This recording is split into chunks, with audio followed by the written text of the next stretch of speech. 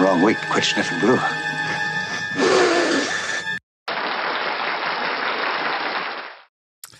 All right. What is it? Is it Tuesday? It's Tuesday night. Must be the Tuesday night radio Baloney live. I'm your host, Richard Baloney. How's everybody doing out there? Retired Coastie Chief, good to see you over on YouTube. Rosie, how you doing? Good to see you guys. All right. What are we going to talk about tonight? Well, let's go through the menu. Very quickly, we'll see what we're going to talk about. We'll go back to the chat if there's anything happening there. And then we'll come back and go through the stories in detail. Let's do it. If I can talk. So first off, we're going to take a look at the UK again. There's a lot of pressure on Keir Starmer. Some people call him Keir Stormtrooper because he sees himself as a bit of authoritarian, I think. And yeah, so anyway, massive losses in the local elections in the UK, which is kind of like the midterms in the UK. It's a bellwether for how things are going to go in the general election. So yeah, we're going to take a look at that. Woke mind virus. Here we have another weird, retarded master's thesis. We do these every once in a while. Woke lunacy. Colin Wright's very good at finding these and pointing them out. AOC. Did you know that AOC is leading in the presidential poll amongst Democrats right now? 26% of people. She's at the top. 26% of Democrats think she'd make a great president. A great president with those dead eyes. Oh, dear. Yeah, we'll have to talk about that. We're going to go through some of the things she said that prove that maybe not so great. Like, maybe she wouldn't be so great, like, as president or something or whatever. Okay. EU. Here's a guy who made a video about why he's leaving Germany and all the reasons why Germany sucks. This is important for people who think that, like, Canada joining the EU would be a great idea. Not a great idea. We're going to talk about that. We are going to do a meme review. We all love the meme reviews. Good, honest, fun, family fun for all of us. All right, we'll do that. It's harmless.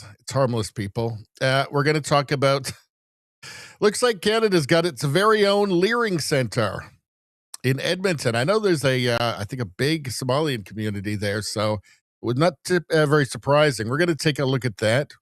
No, I mean, just not surprising at all. Mark Carney. So not going so well with Mark Carney. And, we've got here's CEO of TC Energy, Canadian energy company. That's just doing all of its investment in the States now. There's no point in Canada. You're going to talk about it. Mark Carney won't listen, I don't think. This guy here, liberal, super in favor of mega mass migration, it looks like he just got screwed through corruption at an election, an Ontario Liberal Party election. Yeah, he's going to talk about that. And a lot of people are, saying, it serves you right. Well, it does serve him right. But also, too, I mean, it's not good for Canada if if elections are not secure, if nobody can trust the elections, if there's no election integrity. This is a bad thing for Canada, even when it happens to bad people. Let's see, what do we got here? Amsterdam has banned all advertising that contains meat, air travel, gas-powered cars, and cruises because carbon is bad. Amsterdam. So you're not going to be able to advertise flights anymore, or hamburgers, or steaks, because of the climate. So Amsterdam, I mean, at least we don't have to worry about it. It's on Amsterdam now. They've taken up the mantle. They're going to fix the global climate if it needs fixing, I guess. They're insisting that it does. So we'll just leave it up to them. They got this, world. They got this. China, with, more than a third of the world's emissions, don't worry. Amsterdam's got this. Oh, then we got, it looks like it's kind of a bit of a short night tonight, but, I don't know. What are you going to do? What's going on here? We got some funny stuff. It's the last bookmark of the evening. It's all kinds of crazy stuff that's super fun. We love it. Is there one thing I need to fix though? Or one thing that I need to fix? There's one thing I do need to fix. Hold on a second. This one needs to go in the meme review tab, and let me just move it over very quickly. Da da da. It's Tuesday. I'm feeling low energy. There's something special we do in our streams on Tuesdays. If we're feeling low energy, something very special. We might have to do that tonight. I don't know. I don't know. We'll have to see how it goes. All right. Hold on. Did I actually fix this, or what did I do? All right. I think I did. I'm tired. I'm tired, people. I'm so tired.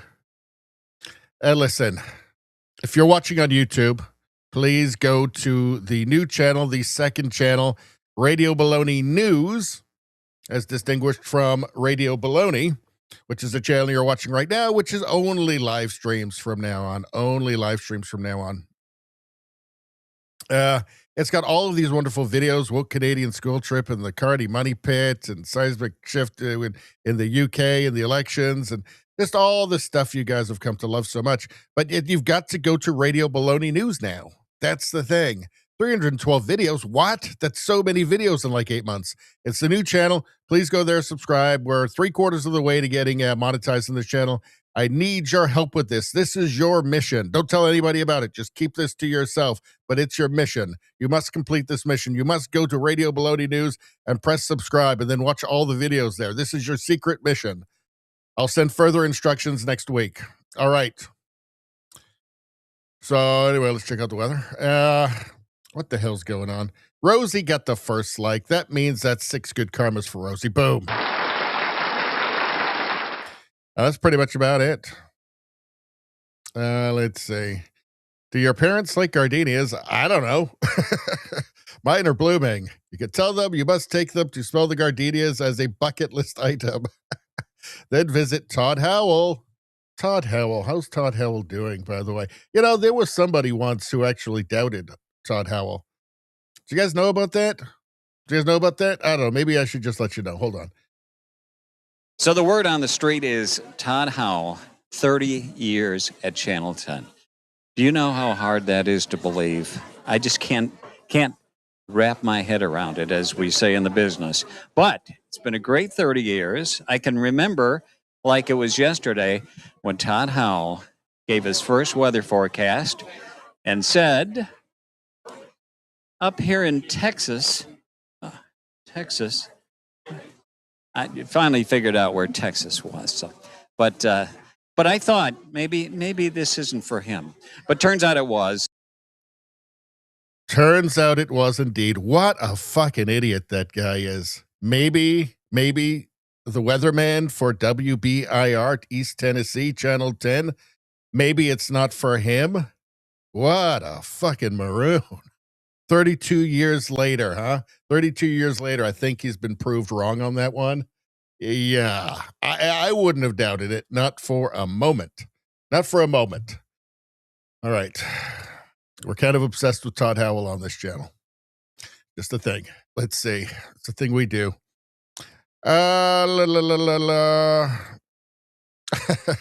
Trudeau's Survivor says you could just email gardenias to his parents.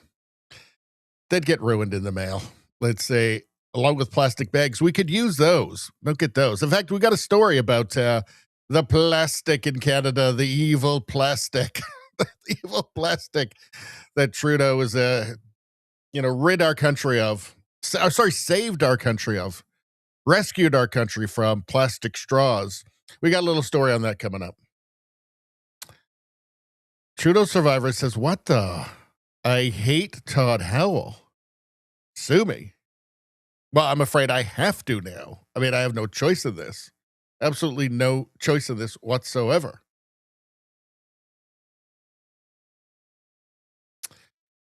You know what?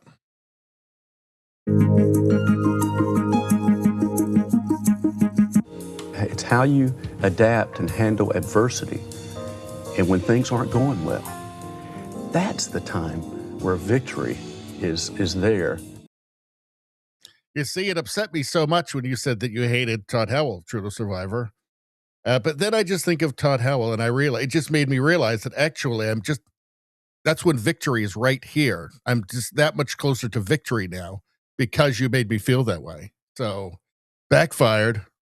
Talk about a backfire. Let's see. Rosie says that guy is Ken Schwal. He is dead. Oh. Well, at least he, came to realize that he was wrong about Todd Howell before he went. So that's something he was able to correct. So, I mean, that's, I think that's the good part of the story there. We should all be grateful for that. Trudeau Survivor says, I mute his annoying fucking voice anytime you play. What is happening right now? What is happening? We have somebody actively shitting on Todd Howell in the chat right now. Right now. And it is the best thing ever. But, oh, my gosh. You see, Todd Howell, he's so in touch with himself, right? He's so in control of his ego. He understands just how illusory ego is in the first place, that he's willing to accept anything and just enjoy it and see the bright side of it and just enjoy it, even when he knows that Trudeau Survivor is being, frankly, extremely unnecessarily negative about him. He can see the bright side of it. And you know why? An absolute legend. That's right, because Todd Howell is an absolute legend. That's why. And I think we can all learn something from him and continue to learn from Todd Howell. May he have another 32 years at WBIR East Tennessee, Channel 10. Let's see.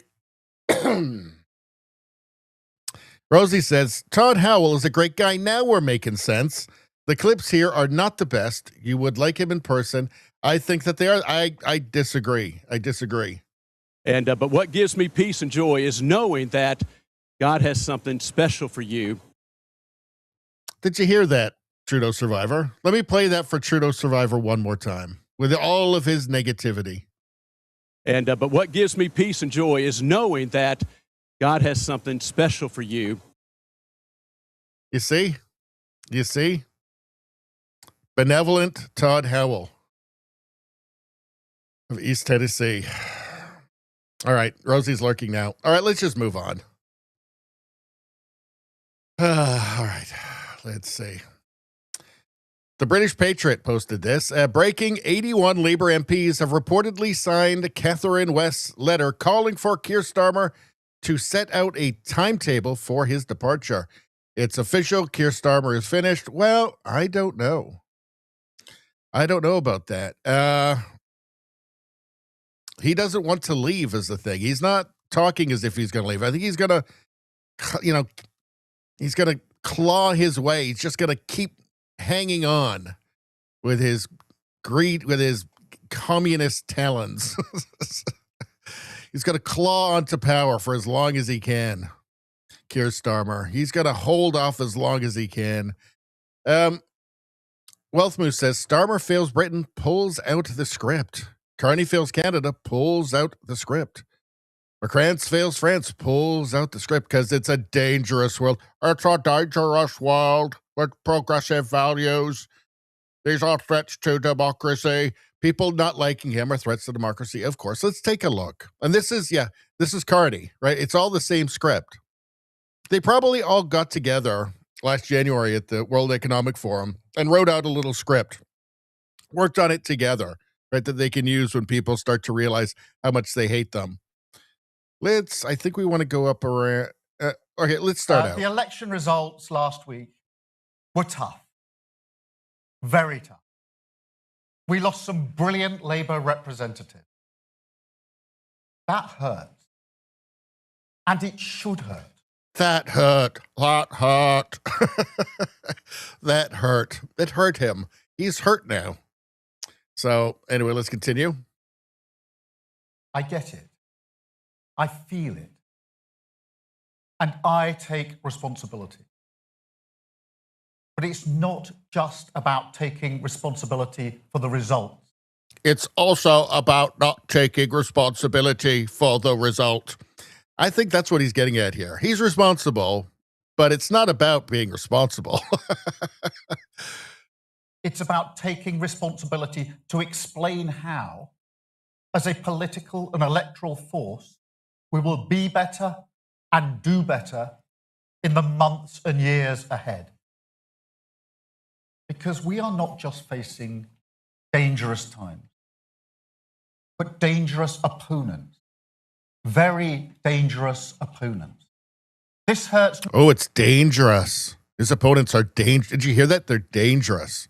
Ooh, they must have some really dangerous ideas and dangerous questions about like mass migration and stuff. And why do they have to have infinite mass migration forever and then pay for all of those people for some reason? That's dangerous. Dangerous. Not just because Labour has done badly, but because if we don't get this right, our country will go down a very dark path. Isn't it already, though? Isn't it? Like, economically, it's a complete mess. Let's see, you've got, well, isn't it like at least weekly terrorism, somebody getting stabbed for, Allahu Akbar reasons. You've got a terrible anti-Semitism problem there, coming from the same people with the stabby problems. You've got at least hundreds of thousands of British girls who were groomed because they were British girls. Isn't it kind of dark already? Right? Not to mention, the energy problems, the debt everything. Let's let them continue, though. So just as I take responsibility for the results, I also take responsibility for delivering the change that we promised, for a stronger and fairer Britain that we must build. Stronger and fairer. But I think it seems like the reason that he's so unpopular is that the working class in the UK, which would be the traditional Labour voter, doesn't think it's fair. Doesn't think the UK is stronger. They seem to think that what's happening is not very fair. When they look at people who just jumped off a dinghy on a British beach and are now apparently going to spend the rest of their lives in like a 4-star hotel paid for by the British taxpayer. Like, they don't think that's very fair. And I don't think from what I'm hearing, it doesn't feel like they think that the country's stronger. I take responsibility for navigating us through a world that is more dangerous than at any time in my life. There you go. He sounds just like Carney. Dangerous. A world that's more dangerous. He sounds just like Carney. The world is more dangerous. Is it? Or are you just terrible? Is that the thing? Or maybe the UK is more dangerous. The same way that Canada is more dangerous now. After, Keir Starmer type politics. And I take responsibility for not walking away, not plunging our country into chaos as the Tories did time and again, chaos that did lasting damage to this country. A Labour government would never be forgiven for inflicting... Well, they don't like the Conservatives either, right? That's why reform has risen so much. That's why reform is soaring right now. They don't like the Conservatives. The Conservatives betrayed the British people just as much as any Labour Prime Minister would, just as much as Tony Blair ever did. That on our country again.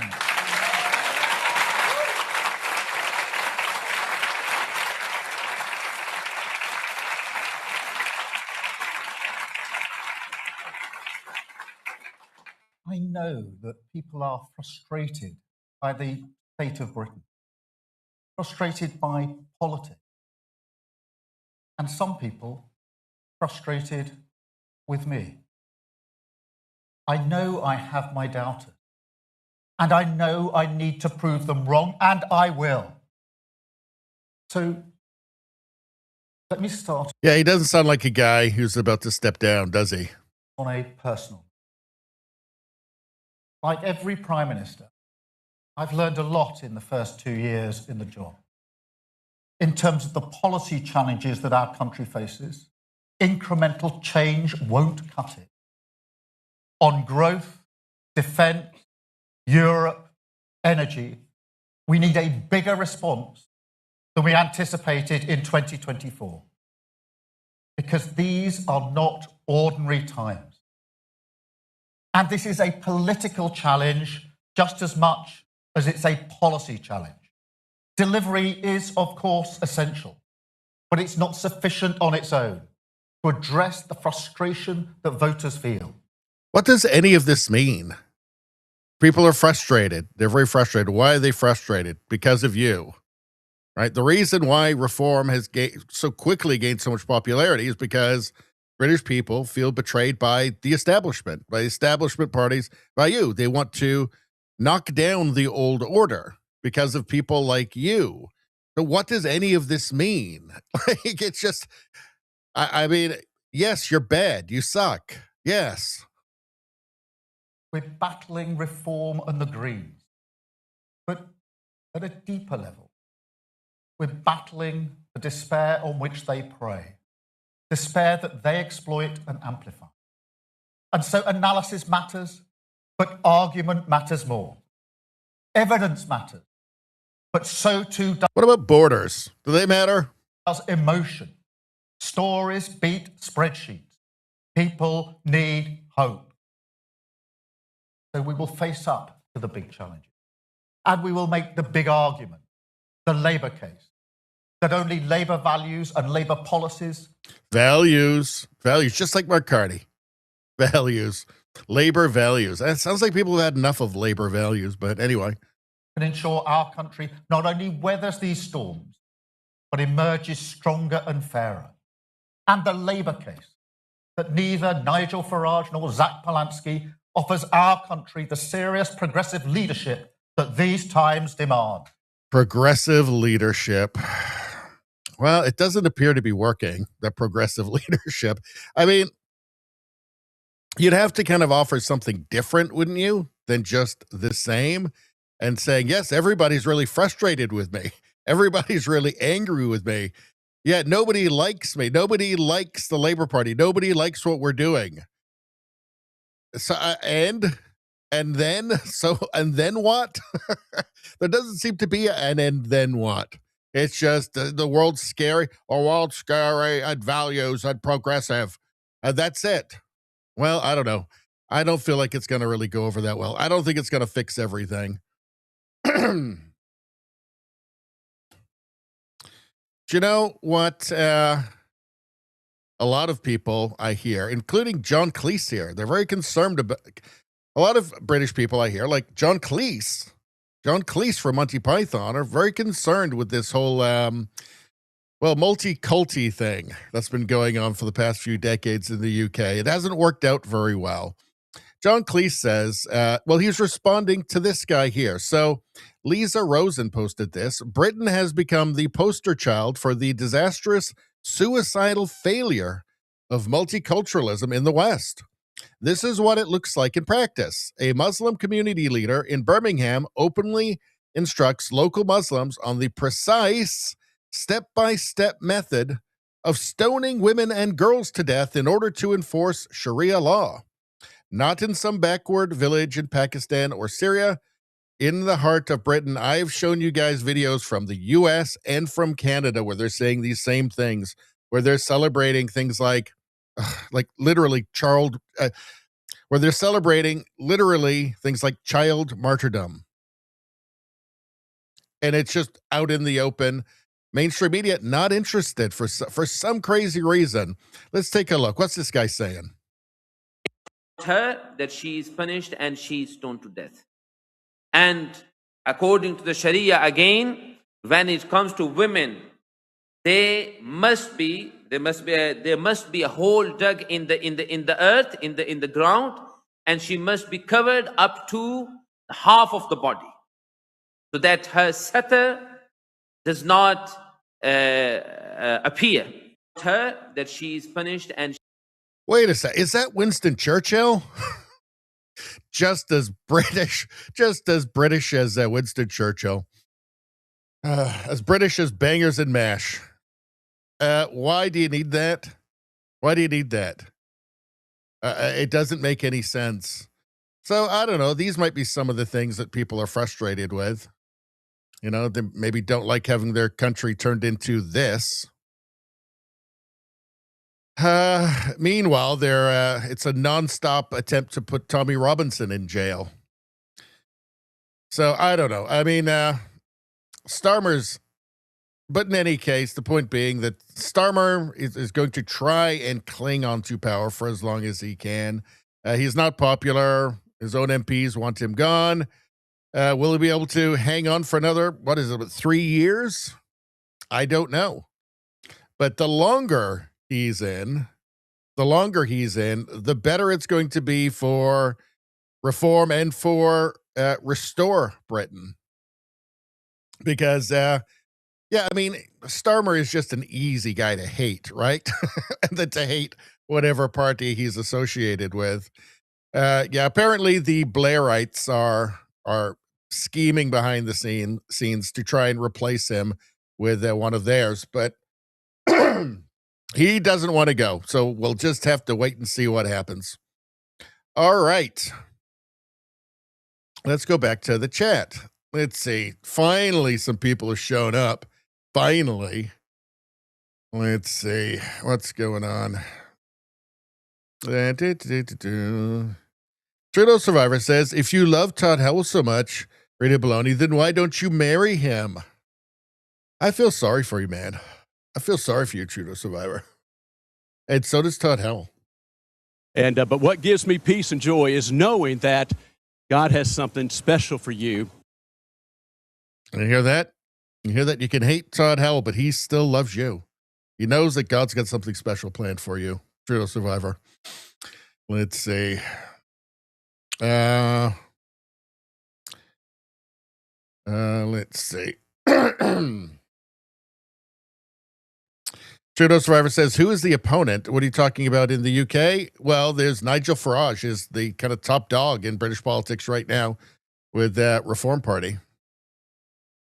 Let's see. Trudeau Survivor says, the chat is so peaceful now for some reason. Nevada, how you doing, Nevada? Like number 4, well, that would give you 3 good karmas. 3 good karmas. Wow. That's got to feel good. Let's see. Labor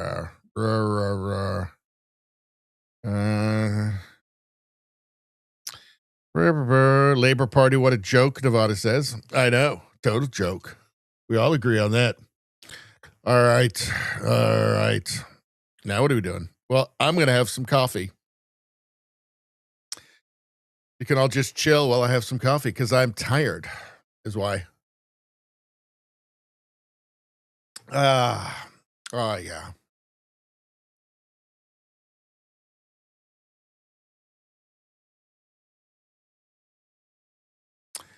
Okay, there we go. Some nicotine, some nicotine, some coffee. We're gonna have to go for our special energy soon. I think I'm tired. Tired people. Went for a walk today. It's exhausting. What's your calling right? This is Woke Mind Virus. This is a little part of the show we call the Woke Mind Virus part of the show. Colin Wright posted this. Who's Colin Wright? Evolutionary Biology, PhD, CEO, Editor-in-Chief, Real Last Stand. So a new master's thesis just dropped. And he finds these things. He searches these things out and drops them on X from time to time. And what is this about? Well, he's saying this master's thesis is about the author's relationship to her late grandmother, which she says is deeply based in our survivance. Why do they just keep up making new words all the time? Survivance. Have you ever heard survivance before? It's to give the gibberish that they're spouting some sort of kind of false weight or make it kind of feel like it's, scholarly in some way. What it's not. It's just gibberish. Our survivance under colonial rule, her in Trinidad a young, dark-skinned, mixed-race woman in the 1930s, and me, a queer black woman of mixed race living in the heart of empire in so-called Canada in the 2020s. Yes, you're exactly the same. Your experience is exactly the same. Let's see. Her experience in Trinidad in the 1930s is exactly the same as your experience in Canada in the 2020s. It's just embarrassing. It is such a waste of human potential, just time, money, human potential. What is the value of this? There is zero value. How will this ever improve anything or build on anything useful? There is nothing useful in this, right? A master's thesis. Master's thesis. What is the point? What is the point in having this? What is the point in having these programs? There is no point. Just get rid of it. Just get rid of all of this. I think that there should be, as long as this stuff exists, there should be no public funding for universities or colleges whatsoever until they can prove that they can be responsible with the money. Master's thesis. My relationship with my grandmother is one that exists within and outside of this thesis support paper. What does that mean? And is deeply based in our survivance under colonial rule. Her in Trinidad, a young, dark-skinned, mixed-race woman in the 1930s, and me, a queer black woman of mixed race living in the heart of empire in so-called Canada in the 2020s. So-called Canada. So you just hate Canada. You're going to pretend that it's the British Empire of, the 1700s or 1800s. What is a queer black woman of mixed race in academia in Canada has a market advantage. That is where the privilege is. Okay. That's where the privilege is. Being the queer black woman of mixed race living in so-called Canada. There's zero perspective. This is the problem. These people are getting through school and they know nothing about history. They know nothing about right now. They know nothing about the societies that they're in. And they know nothing about themselves, even though all they do is spend all of their time navel gazing. And I guess writing master's theses about their feelings. As such, this thesis addresses the following questions. How can I use my art praxis? How can I use my art praxis? Praxis means just making everything communist. So whatever you're doing, making it communist. How can I use my art praxis to build a relationship with my grandma, Miss Margaret, as my ancestor? I think it sounds like she's dead now, so I don't think you can. Can critical black and women of color feminist theory? Oh, good Lord.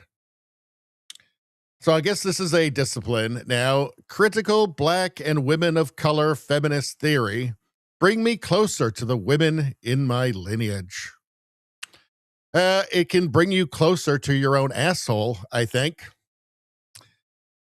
Or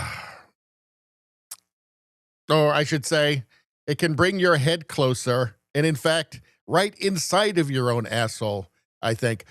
Let's see. A research methodology premised on relationality and love. What? That's nothing. What is the point of this? What is the point for society of this, of encouraging this? We gain nothing. Like, teach her how to do something useful, right? If she'd become a plumber, she would have done something useful that would actually help somebody at some point, right? Like fixing a broken pipe, extremely useful for people. If you've got a broken pipe, okay, that plumber is like God to you when they get there, when they fix that, okay? There's no emergency that requires somebody with, a master's thesis in talking about themselves.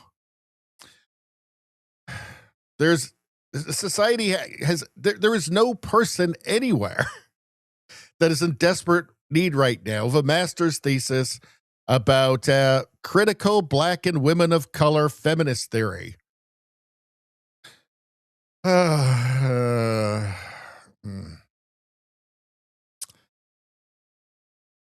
What do we got here? Finally, via a solid theoretical underpinning of black and women of color theorists, such as Bell Hooks, Audre Lorde, blah, blah, blah. It's all just nothing.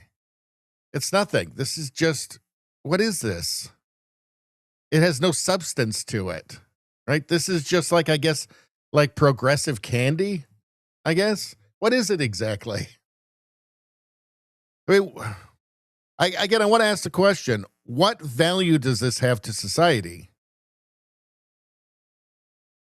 Right? Clearly, this person is not very, does not think very favorably of like Canada, the country that allows her to do this, right? Where she can be doing this while not starving to death. What is the point? I mean, all of these people, you see all of these papers, all of them, they hate Western civilization. It seems to be just a big, plan to get people to hate Western civilization, to be Marxist. Because don't forget, at the end of the day, this is all about Marxism. These people are all Marxists, right? And you have to tear down the old to build the new. And that's all we're seeing here, right? So-called Canada. Beyond that, does this make people happy? Like, does it make this person happier to spend their time thinking about this, just to see everything through this oppressed oppressor narrative? Because that's where she's going here, right? She's super oppressed in so-called Canada in the 2020s, right? And in fact, she's just as oppressed as the mixed-race woman from Trinidad in the 1930s. And I don't even know how oppressed they were in the 1930s, but she's definitely got to be oppressed. It's a coin of the realm in Wokeland. But is it possible to exist and be happy? When this is your entire, you have this kind of tragically warped view of modern civilization? I doubt it. But nobody ever said the woke people were happy, did they? Because they're obviously not. All right, let's go back to the chat for a second.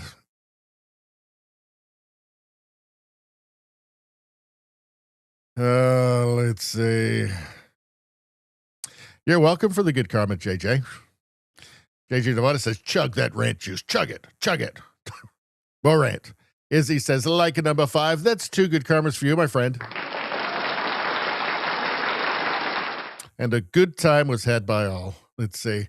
Izzy says, Kami gets nothing. And that was Keir Starmer Kami that we're talking about, I believe. Where's the underwater basket weaving part? It's underwater lesbian basket weaving part. No, sorry. It's been updated. Underwater trans basket weaving. That's what it is now. Let's see. Izzy says, any course using critical in its name is worthless. Yes. That's where they should start defunding. Just anything with critical in its name, just not funded. Just of no value. In fact, it's counterproductive to a civilized society. Gone. As he says, starving to death would be a natural consequence for such professions. Yes. Provides no value whatsoever. As he says, the entire field of study is based on complaining. No doubt they're unhappy. But it's also, what's so offensive about it as well is that it's just gibberish masquerading as scholarship. It's just ideology masquerading as scholarship. It's not scholarship. There's no value in this. You're not learning anything about the world, right? You're learning nothing. This is purely counterproductive. Look, when it's somebody using their art praxis to build a relationship with that's not scholarship. All right, that's nothing. It's just somebody's feelings. Like, again, what is the value to society of this? If you like, this is wasted resources right here. Okay, this is a waste of time, money, human potential. If somebody just wants to do this on their own, fine. But society shouldn't be subsidizing this.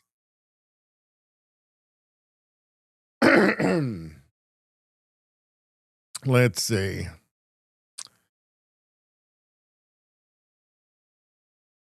Izzy says, learning how to use 50,000 words to say less than 50 words of substance. Not even 50 words of substance worth. There's no substance. That's the thing. It's all just gibberish. Self-serving gibberish. Let's see. So look at this. Like, what shocks me is, okay, this was posted by Kill Kitties. The most important part of being a communist is hope. Is hope. So we're going to get to that in a second. But it's so tragic that everybody has everything they will ever need to know about history or about communism, right? Just the communist part of history. Everybody's got everything they need to know about it in their pocket, right? In their phone. It's set right next to them right now. Anybody could just find out why communism is a bad idea and how harmful communism has been to the world, to human beings, right? How how counterproductive, let's just put it lightly, how counterproductive this ideology has been. Great idea, wrong species. Anybody can find that out. It won't take long, right? 100 million people dying needlessly. There is no good example to point to. There's no country you can point to and see, look how, there's the utopia right there. Are you going to point to North Korea? Tell me that's the utopia? You're going to point to Venezuela and say there's the socialist utopia, or Cuba, there's a socialist. No. There is no good example. There's no reason for anybody to, in this day and age, there's no reason for anybody to ever think that communism will work, that it won't just simply impoverish and oppress everybody that it touches. But in any case, look at this. They're still posting this stuff. And again, it's tragic in this day and age. Nobody should believe this. Nobody should be stupid enough.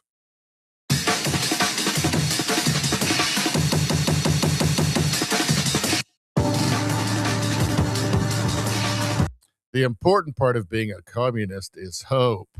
It's hope. All right. So Devin Erickson responded to this. Quote, I hope the secret police don't kick in my door tonight. Quote, I hope there's some bread left when I get to the front of the line, the bread line.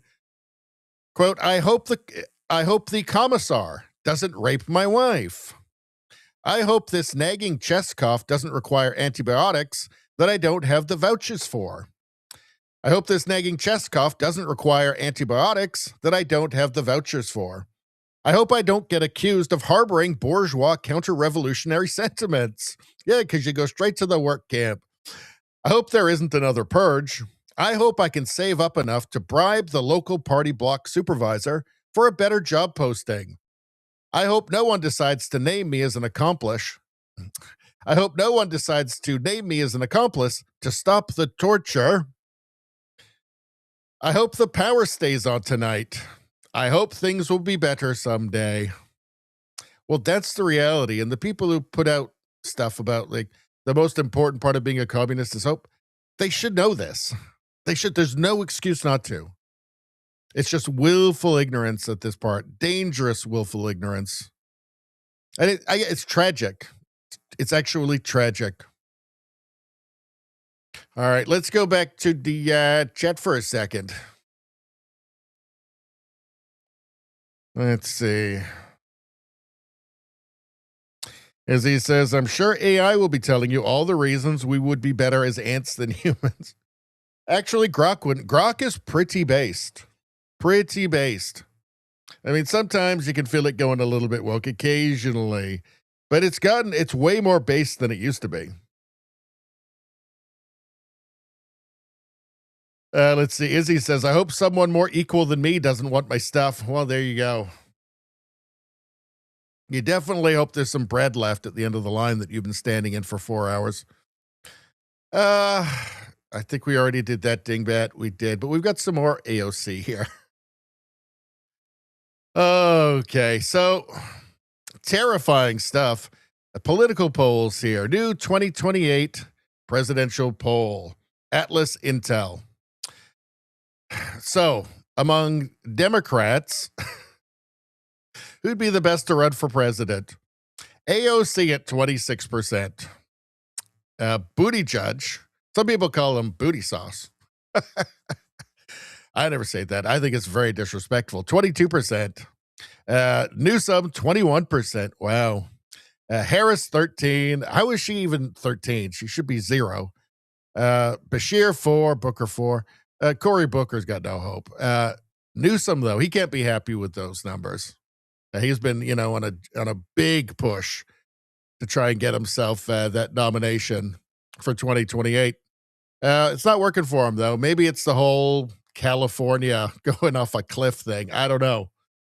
AOC, though. AOC, 26%. Wow. She could be the nominee. That dead-eyed. Is she even a communist? I don't think she knows enough about what she believes to even call her this dead-eyed commie who doesn't know anything about communism, right? But still seems to be a big fan of it. This dead-eyed commie could be the presidential nominee for the Democrats in 28, and maybe even president. But if you want to destroy your country, hand it over to that. Yeah. So, and look, by the way, if it were her, if she is the nominee, she won't get below 46, 47%. You could put a canned ham up and it'll get that. That's just the way politics are now. And that's, you got two parties and you've got, a base of, minimum 45, 46% that just thinks that the other side, Republicans, are just completely evil. Right? And they'll just vote for anything.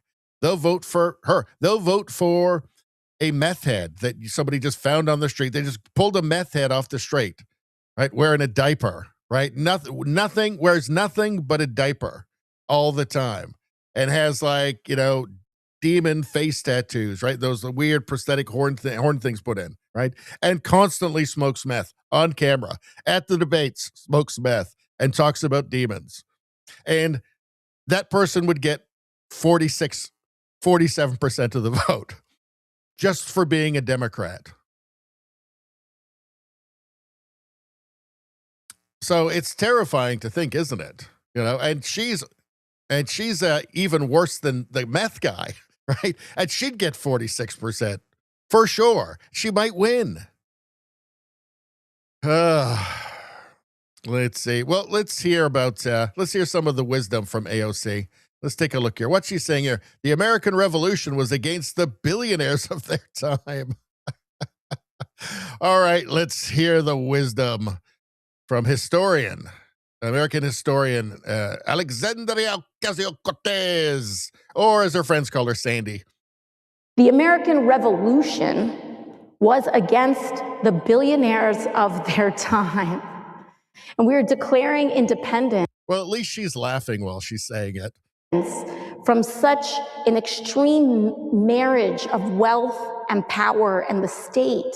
Well, there's a community note on this one. Robert Morris, considered the richest man in America at the time, used his own personal wealth to finance much of the American Revolution. The American Revolution was not against the billionaires, as AOC claims, when the richest man was funding the war. So, yeah, and I mean, as I understand it, right, it was, resistance to basically a distant, unaccountable rule. I mean, that's the way I always understood it, right? Being oppressed from London, from a faraway place that has unaccountable rule over you. Taxation without representation, that sort of thing. So, I don't know, I guess AOC missed that part. Let's see. What else has she said? What's going on here? Here's a bunch of things she said. Johnny Midnight posted this. He said that AOC lacks the ability to know or learn anything. Lear anything. Low intelligence. She is no stranger to saying dumb things. Well, let's take a look. What's she saying here? With her dead eyes. This dude is probably one of the most unintelligent billionaires I have ever met or seen. are witnessed. This dude is not smart. The world is going to end in 12 years if we don't. So AOC, in her judgment, Elon Musk is not smart. Do you think a smart person would say that? Do you think a smart person would say that Elon Musk, you know, the rockets, the Starlink, the brain chips that are giving sight to the blind, do you think that, you know, the electric car guy, the most successful entrepreneur in all of history, do you think that somebody who says Elon Musk is not smart, do you think that person could possibly be smart themselves? I doubt it. I rather doubt it. Let's continue. Smart. The world is going to end in 12 years if we don't address climate change. And your biggest. Also, do you think a smart person says the world's going to end in 12 years? If they don't address climate change, you know, and so I don't know. I guess you need carbon taxes. The states needs carbon taxes, or else the world's going to end. When did she say that? She said that in 2019. So yeah, you've only got like 5 years left. Holy mac! Yeah, you've only got 5 years left to get those carbon taxes on, right? And to get rid of the plastic straws, I guess, and stuff. Better get on that. AOC's really worried about it.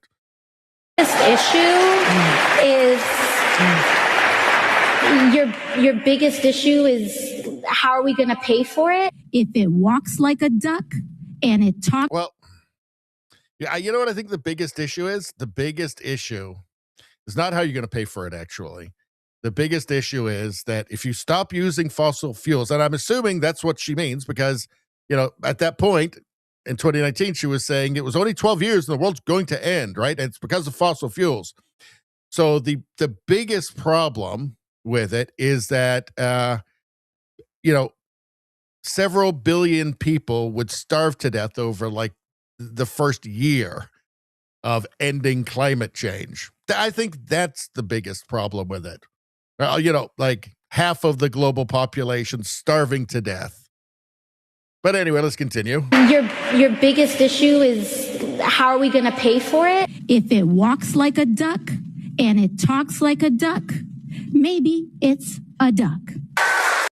But ducks don't talk. So, you know, that's an easy one. And this isn't just about Republicans. We need a Democratic Party that fights harder for us too. That fights hard. In fairness, that was just a slip, and she had probably just farted right before she said that. For us too. There's a certain level of wealth and accumulation that is unearned, right? You can't earn $1 billion. That's right. You just can't earn that. That's exactly correct. You are both. Just saying that doesn't make it true. I think she's getting all confused by her labor theory of value there. So I think that's what's happening. But yeah, just saying something doesn't mean that it's not true. Yeah, people who provide value are earning the money that they make. Anyway, what's her name from Friends saying? Idiots. Yep. You can pay people less than what they're worth. All right, that's enough. We don't need any more of that. Did we have one more? Oh, here's one more. Alpha Fox, is AOC really this stupid? Yes. Whatever she said, yes, she's that stupid. We are now coming up on a year of this presidency, and I want to talk to the folks at home who feel disillusioned by what ICE is doing in our country. Because what we have seen is that ICE is not overwhelmingly going after criminals. In fact, over 70% of people currently detained in detention facilities do not have a criminal record. If you are an individual, a foreign national who illegally enters the United States of America, you are, by definition, a criminal. We are now coming up. So the only thing those 70% are guilty of is breaking the law. I mean, you can believe the cruelty, deporting these people where the only thing they're guilty of is breaking immigration law. That's the only thing they're guilty of. Yeah. President AOC. I mean, that's nightmare material.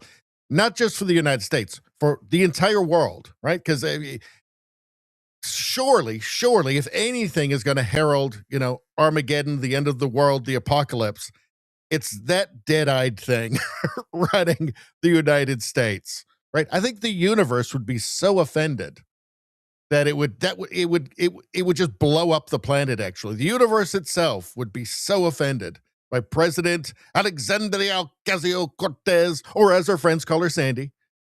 The universe itself would be so offended by that it would just explode the Earth, or just send us into a black hole or something, to be crushed down to infinite, an infinite density. Yeah. Anyway, I think it's a bad idea. All right, what are you guys talking about? Hey, bros, what's up? What are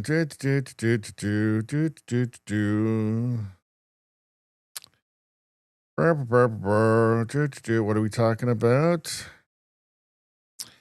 JJ says AOC would be awesome. He's being sarcastic, people. As he says, Dead Eyes is a good name for demon eyes and libs alike. Yeah. Yeah. Dead eyes and demon eyes. Entertainment value might be worth it, as he says. I think the world ending would be the part that's not worth it. Let's see. JJ says big butt Latina. Big booty Latina. She does have a great rack. I mean, you've got to give her that. Dead eyes and empty brains, as he says. Another doom pixie. That's why we need to eat the bugs, as he says. As he says that she can't earn $1 billion, no doubt. No, well, you know what? Maybe insider trading she can. What's she worth now? As he says, she also doesn't understand how most wealthy people don't actually have any money. They have investments. Well, Elon Musk's wealth is all in his company, right? So it is his companies themselves. That's his wealth. So he doesn't have like $1 billion sitting around on pallets in his garage, right? They don't seem to get that part of it. As he says, if they pulled all their money out of their investments, it would collapse everything. Don't even bother telling AOC. She doesn't know. She doesn't care. Not interested. So what's going on here? Remix news and views. This guy says he's leaving Germany. So this is a famous German YouTuber, Radical Living, with 2 million followers. And he's explaining here why he's leaving Germany. So Germany is in the EU. And Germany is economically in a lot of trouble. They completely sabotage themselves with their net zero energy policies. Like literally leveled their nuclear reactors for some insane reason, which they could really use right now, But they're basically what Mark Carney would think of as they were on the right track. Mark Carney would say they were doing it perfectly. But they're in the EU, and apparently it's like half of Canadians would like to join the EU because the CBC told them that it was a good thing.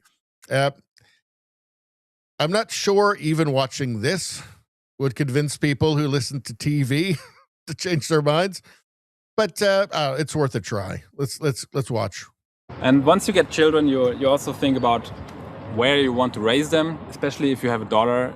I don't think Germany is a good place to raise a daughter anymore, because women in general, they don't feel safe anymore walking down the street at night. You don't have to take it from me. There's public petitions in all major German cities. Women want vouchers for free taxi rides at night. In Berlin, they want to have women-only subway wagons. And the stories you hear in Berlin, what women have to endure in public transport, it's fucked up. It's fucked up, to be honest. You all know the reasons why it is like that. I don't have to talk about it. Well, he doesn't want to say it on his. He doesn't want to get, demonetized. But yeah, it's taking in millions of migrants.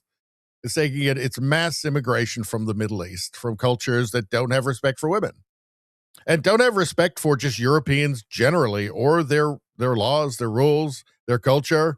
None whatsoever. They just seem to have arrived with the attitude that we are going to just take advantage of you. And I've got some stats for you after we watch this, but let's continue. About it. But the fact is, women in Germany don't feel safe anymore for good reason. And deciding to raise a daughter in Germany is just, it's not a good thought to have, you know. You want to keep your people safe, your children safe, that they grow up in a friendly environment where they can feel safe any time of the day. This is just my opinion, but if a woman can't walk down the street at night and feel safe anymore, you have failed as a society, as a country. That's just my opinion. And it's kind of ridiculous. Every time something happens in Germany, politicians will just say, ah, yeah, we have a knife problem. Knives are killing people. Women are dressed wrong. They should dress differently. And it's not a small thing, but you can also see it in the small things. You can't go to the supermarket anymore without feeling we're living in a crime-polluted society. Like in Prenzlauer Berg, one of the best neighborhoods in all of Berlin. If you want to go and buy shampoo or a cream, you go in a drugstore, DM. You have to go in many of the drugstores in Berlin to the cashier to get them so they unlock the products because they get stolen so much. Even in the Edeka, in like a normal supermarket, they're locking up alcohol, they're locking up Red Bulls, things that cost $1.50. They're putting security things on them that need to be unlocked at a cashier. What kind of society is this becoming? Another example. Yeah, this is what happens in any place that's in the grip of progressivism, right? Radical progressivism, right? That's the same story that's happening in Canadian cities, American cities, New York, Los Angeles, very blue places in the States. The same thing is happening just anywhere that the mind virus has taken hold. It's the same story, right? Violence, women stop feeling safe. You have to, drugstores have to put everything under lock and key. Same story everywhere, same ideology. Is Christmas markets. Last year, there have been a few Christmas markets who got cancelled because they can't afford the terror defense anymore because it's too expensive. It costs millions of euros for big Christmas markets to put those barriers, terror defense up.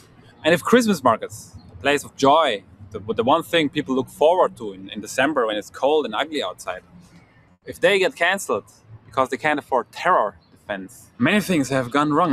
Mother Merkel didn't mention anything about that, when she was welcoming all those people in from totally from cultures that are totally incompatible with German culture. She didn't mention anything about how they're going to try and murder them and their families at Christmas. And let's continue.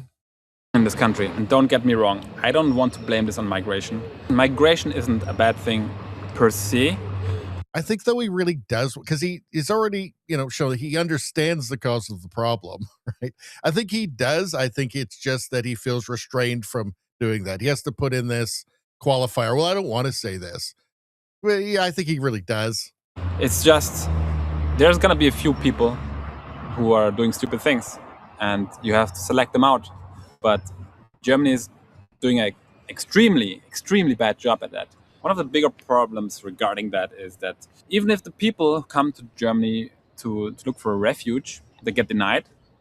And if they are from certain countries, which are considered not safe, Germany cannot send them back, even if they are not allowed to stay in Germany, if they're not granted permission to live, to become a resident, to work here, etc. So you have this huge group of people from refugees who come to Germany. Their permission to be here got denied, but they can't be deported to their home country because it's not safe there. So they can't work here, they can't do anything here, but they are here because they're kind of in limbo. And that creates a lot of problems because they can't be part of society, they can't integrate, and some of them, of course, cause some trouble. It's also understandable that if you are in this limbo, you get a lot of resentment because this country didn't accept you. Yeah, it's the same story every time. I don't know why people expect a different result. But I mean, let's take a little look here. What other reasons might he want to leave? Germany is prosecuting online trolls. Here's how the country is fighting hate speech on the internet. This is CBS News, and they actually love it. They love the censorship there. Dozens of police teams across Germany raided homes before dawn and coordinated crackdown on a recent Tuesday. The state police weren't looking for drugs or guns. They were looking for people suspected of posting hate speech online. Yay! As prosecutors explain it, the German constitution protects free speech, but not hate speech. I mean, I wonder if that's one reason. He was being very careful what he was saying because he doesn't want to be accused of hate speech because you can get raided by the German police for that. Here's where it gets tricky. German law prohibits speech that can incite hatred or is deemed insulting. Perpetrators are sometimes surprised to learn that what they post online is illegal, according to Dr. Matthaus Fink. Perfect name, Fink. One of the state prosecutors tasked with bringing Germany's robust hate speech laws. Here's where it gets tricky, because it says German constitution protects free speech, but not hate speech. Here's where it gets tricky. It's not tricky. They just don't protect speech. They don't have free speech. That's the thing. If they're doing this, okay, then they're not protecting free speech. They're against it. They don't think it was illegal, and they say, no, that's my free speech, Fink said. And we say, no, you have free speech as well, but it also has its limits. So they don't. They don't. It can be a crime to publicly insult someone in Germany, and the punishment can be even worse if the insult is shared online because that content sticks around forever, Fink says. It can be a crime to publicly insult someone in Germany. Well, by someone, they mean politicians who passed a law that made it illegal to criticize them. So you can be prosecuted in Germany for criticizing politicians. It was a 2021 case involving Andy Grote, a local politician that captured the country's attention. Grote complained about a tweet that called him a Pimmel, a German word for the male anatomy. His complaint triggered a police raid and accusations of excessive censorship by the government. Doesn't it just seem obviously on its face excessive censorship by the government? I mean, somebody tweeted that a politician was a dick and he got a police raid for it. Like, that is just categorically excessive censorship by the government.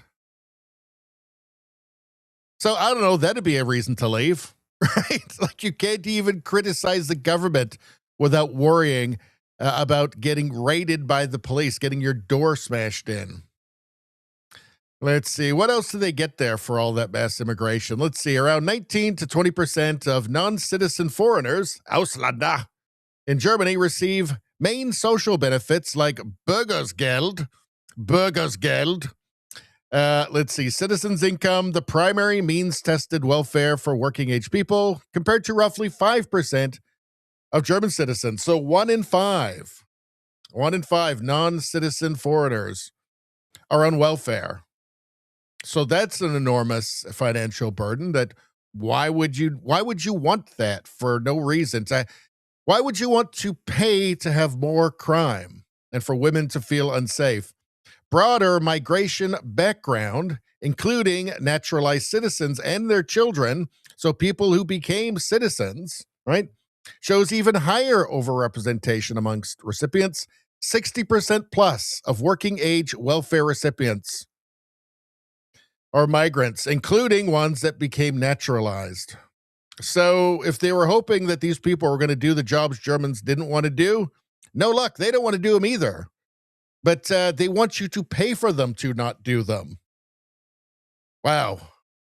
Asylum refugee origin countries, often 40 to 65% on benefits.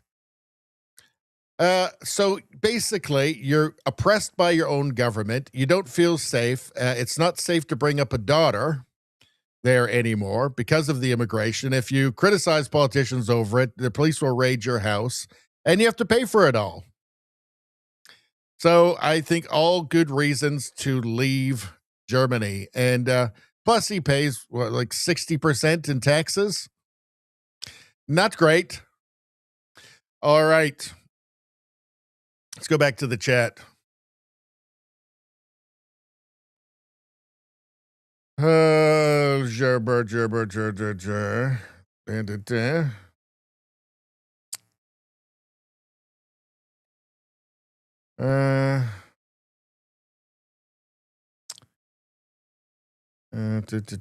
Just his opinion. What a bigot, as he says. Well, that's what that is what progressives say, right? As he says, LOL, can't afford the extra security needed for Christmas. Because, yes, I guess the German newcomers enjoy their Christmas celebration includes driving a truck into a bunch of families at Christmas. So it's a problem. As he says, please don't call me a bigot for my wrong thing. Well, of course you're a bigot, but in all the best ways. Let's see.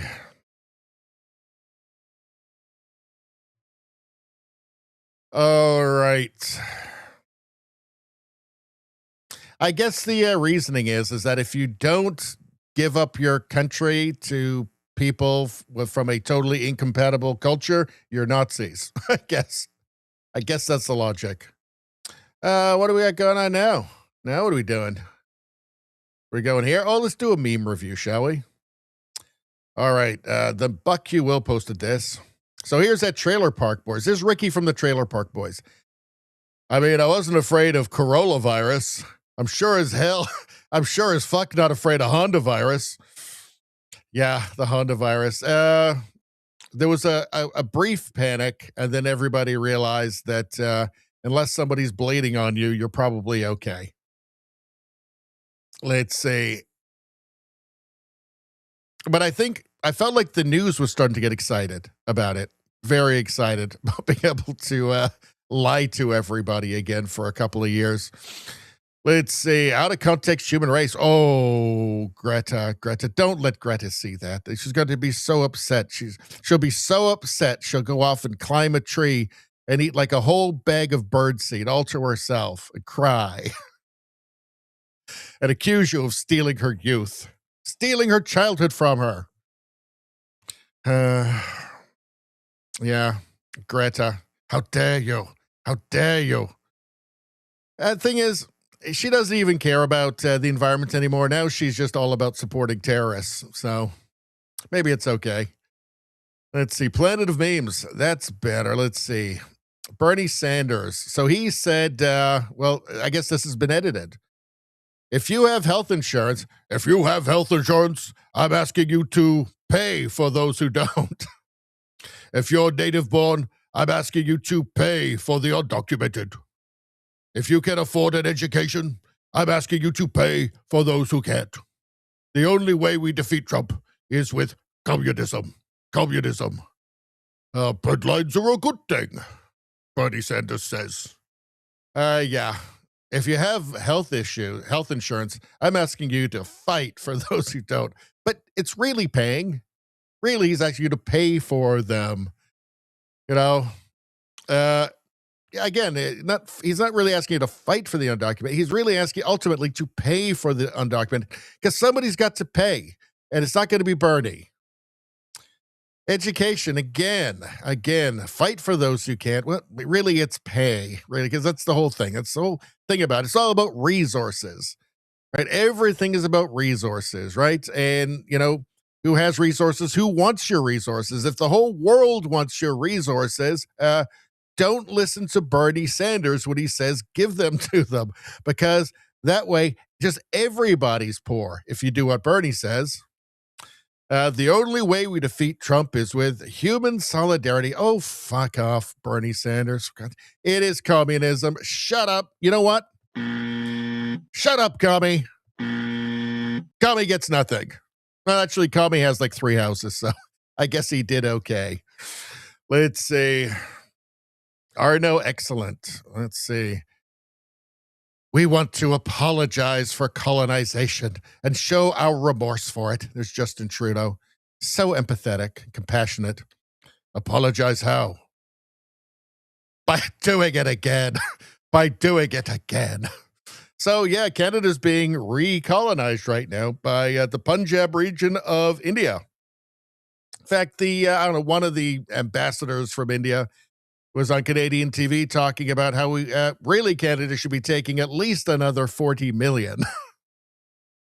Because apparently India doesn't want them. If India don't want them, why does Canada want them? And spoiler alert, Canada, like actual Canadians, not Mark Carney, not the Century Project or the Century Initiative that wants 100 million Canadians by the end of the century. No, just real Canadians, not big fans of turning into India. I mean, maybe the Tim Hortons thing is just the test run, right? Turn every Tim Hortons in the country into a little mini rural Punjabi village and just see if Canadians take it, right? Now, I guess Canadians have taken it, right? They've taken it so well that they re-elected the Liberals to run the country again after 10 disastrous years. So, I don't know. Is this our fate? Is this Canada's fate? I don't know. I hope not. I really hope not. There's really nothing wrong with not becoming a completely different country for no reason. Like, that's not racist. Like, just saying, like, actually, I don't want to just completely fundamentally change everything about this country. That's not actually racist, right? That's just sanity. Like, does India want to do that? Like, who else in the world is expected to do that? To just say, oh, yeah, we're just going to give up our civilization for some reason because otherwise people will call us names and we'll just be what the new people that show up are like from now on, right? Nobody does that. Nobody else is expected to do it. Let's see what's going on here.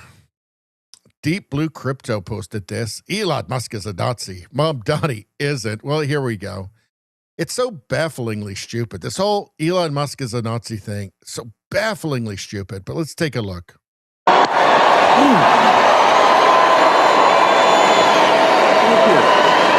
My heart goes out to you.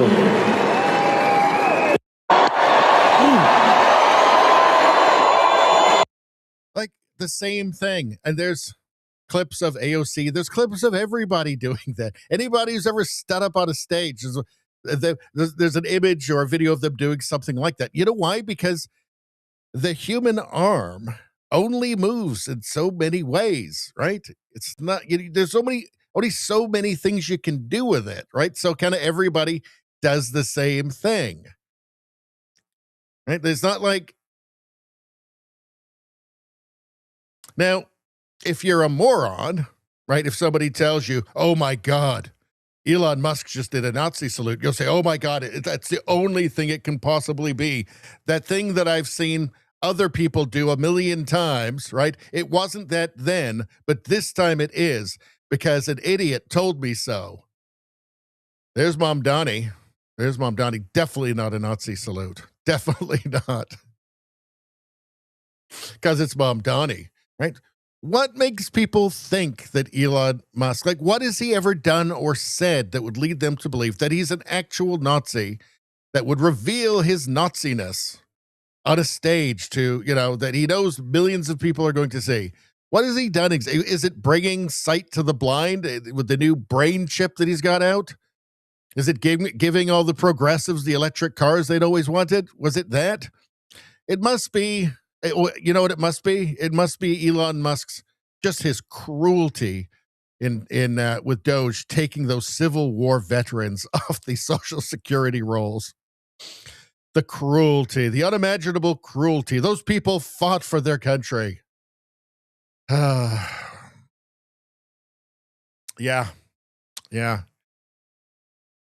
I don't. It's bafflingly stupid to me. Bafflingly stupid. But apparently people really do believe it for some reason. Anyway. There's Mom Donnie doing it again. Look at that. Nazi salute. Look, straight arm, Nazi. I mean, the thing is, he's just as bad as a Nazi. He's a commie. He's a dirty, lying commie, right? We have the video of him saying that the end goal is to seize the means of production. That's the most commie thing you can say. If you're saying that, you're just a commie. There's nothing else you can be. You have to be a commie. 100 million people died needlessly in the 20th century because of communism. That's just as bad as being a Nazi. Maybe even worse. In fact, definitely worse, because it killed more people. All right. LOL, declaration of memes. LOL. So what's going on here? Anytime I hear the mainstream media talk about experts, this is how I imagine them looking. That's an accurate depiction there. Because the word expert don't mean what it used to mean, right? So there's the science TM, right? And then there's the TV expert. So the TV expert is the person who knows what they have to say to get on TV. So they know what side of a narrative they have to take to get on TV and make, whatever the appearance fee, right? Or just they like being on TV, they like the attention, right? That's an expert now. And accurate depiction. Let's see, declaration of memes, LOL, again. Let's see, rare footage of a vegan plane refueling. That's Greta Thunberg's plane, by the way. I'm pretty sure. Let's see. What's going on here? Oh, hold on. There was something going on. Was there something else I wanted to say? I think everything rearranged itself somehow. What's going on here? Declaration of memes again. Let's see. First day in India. That's me. Well, it's not me because I would never go to India. You couldn't pay me enough money to go to India for any reason. Right? There's a reason why people go to India and they spend half their time deadly ill because the place is covered in germs, bad germs that you don't want. The whole place is covered in garbage and feces. So, yeah. That's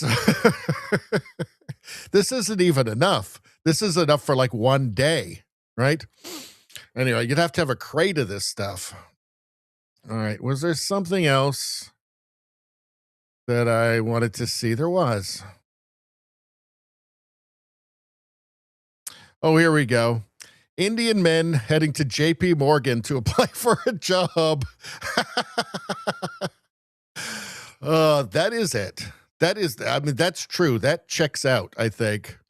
Waiting for the second round. That's JP Morgan applying for a job. Well, of course, this is all about the JP Morgan CEO who was accused of turning her Indian employee into a sex slave. Now, apparently none of that was actually true. They did offer a settlement, I guess, $1 million settlement. But both the banking giant and the exec have adamantly denied the allegations from her. So, yeah.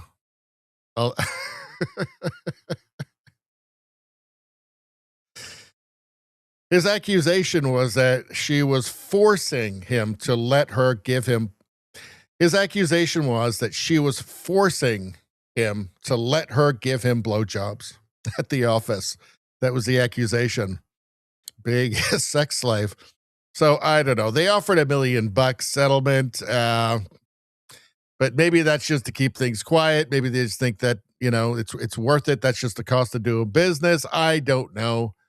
The things that he claims that she said sound pretty ridiculous, and so it does sound like it just wasn't really true. But in any case, it was still enough to get this guy in. Applying for the sex slave job at JP Morgan with hot JP Morgan lady. And these guys, too, as soon as they heard about it, right on the bus. How do you get a job like that? Huh? They want to know. Let's see. Now what's going on? Let's go back to the chat. Burr.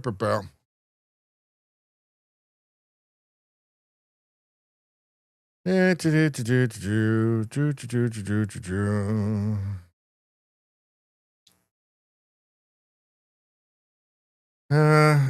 says, so like monkeypox, then what are we talking about here?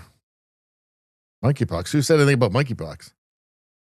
Good placement of the rat. I don't even know what we're talking about. So more than the media helped with the framing also, Izzy says. The media is there to, well, we know this. It's there to manipulate us. That's it. The media's job is framing now. It's just basically marketing for leftism. Izzy says, teleprompter readers have great power over the weak-minded. Yes, indeed, they do. That is how I imagine an expert these days. Yeah. How did we end up in this timeline? Everybody fell asleep for a while. Busy living lives, careers, all that kind of stuff, raising kids. And when they woke up and everything was run by lunatics. Izzy says, don't count me out. I'm white, but I'd take the job.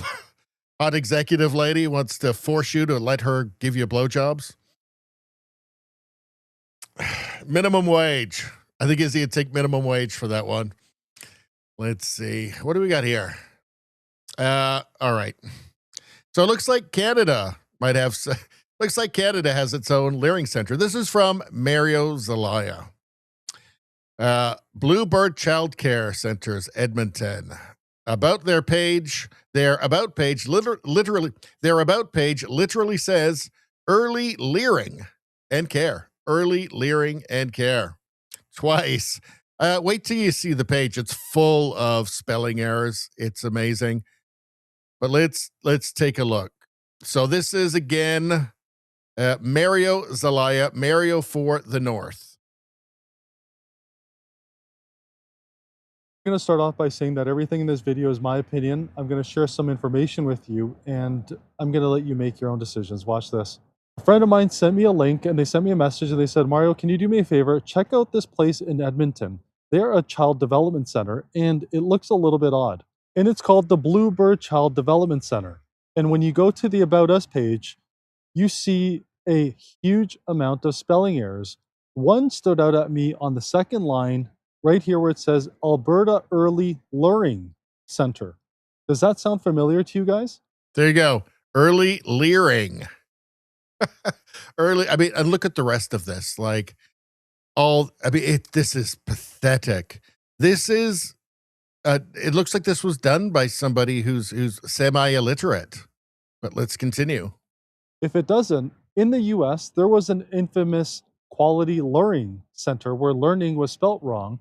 It was totally abandoned after the FBI conducted a massive fraud raid in Minneapolis.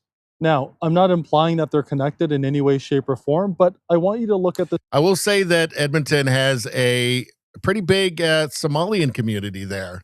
Not saying anything, not making any accusations, I'm just saying. This information. When you go to their gallery and you look at some of the images that are there, I was able to hone in on this image, and I did a reverse image search using a specific tool. Google didn't capture it. But what I did find is this is an Adobe stock image. As you can see, it falls under the same family of stock images here. And I know you're thinking companies use stock images all the time, it's not a big deal. And you're absolutely right. And so I checked out the reviews and I looked at a review that was posted and this image that was on there, which is odd. And I'm going to zoom in. You'll see this woman here. And when I looked at the background, I said, this background, the houses, this doesn't even look like it's from this country. It looks like it's from the UK. And so I looked at another image, and I'm going to zoom in a bit more. And this guy, Robert Shavy, he posted the image before and this one above here both times. So this is what comes up when you look up this school or this child care center. Now, what I did was I zoomed in on this image a little bit more, and I saw two things. I saw that the dollars weren't dollars, they were actually pounds. And it also talks about hospice. And you see it says Bluebird Care, which is totally different to Bluebird Child Care Centers. And this is Robert up here. And so I zoomed on that logo a little bit more, and it clearly says Bluebird Care. which indeed is a company in the UK with that exact same logo. And you can find it all for yourself, like I did. And I tried calling this company several times, and it wasn't even to voicemail. My call just got dropped. 3 times, no voicemail, nothing. And I take no credit for uncovering this. This was actually done by Jesse Watson. And one of the questions was, are you saying that these daycare centers aren't operational? And he said, I've been to 12 and 11 are closed, gone different times. I've had others go. I've called and they're all saying open and taking kids. Maybe somewhat I'm missing, but there's something off to me. And Jesse posted, so many daycares, so little open, basic spelling is optional. Personal yards used as Google Photos, sure. Massive garbage bins while your children play, okay. Why does Stony Plain Road have 19 daycares in a 6-block radius? Do we have such demand? Where's the planning, licensing, and clustering approaches? We need a city that manages clustering and sets corridors up for the right type of business and the variety of them. As I dig to the high rate of new daycare centers in Edmonton, I can't help but wonder the direction our city is going with this coordinated, also booming in pharmacies, C-stores, and homeless shelters. So again, just like Jesse is, I'm only pointing out things that I think are a bit strange when you add up all the little pieces. And personally, I do find it odd that a business doesn't have their own photos and is instead relying on photos uploaded by, we'll say, someone else that haven't been deleted, corrected, including basic spelling. Bit odd, no? And again, just my opinion. I'm going to start off. Yeah. And I'm not making any fact claims here at all. I just wonder because it does seem awfully familiar, right? FBI just raided Somali-owned Quality Leering Center in Minnesota, along with more than 20 other locations in a massive fraud crackdown. That's April 28th. Quality Leering Center. It's like the same mistake. Isn't it a bit weird? Don't you think that's a little bit weird? Huh? Very strange. Almost like maybe is there like a template or something? I mean, I tell you one thing I do know is that the Canadian government has been throwing out a lot of cash for child services, for daycares, for this sort of thing, early learning and childcare, which it doesn't seem like many people have actually had any access to this. I mean, that's just, anecdotal there, but in 2021, Government of Canada committed to investing $27 billion in childcare over 5 years. Then they signed a 5-year extension of these agreements till 2031. That's a lot of money that's up for grabs.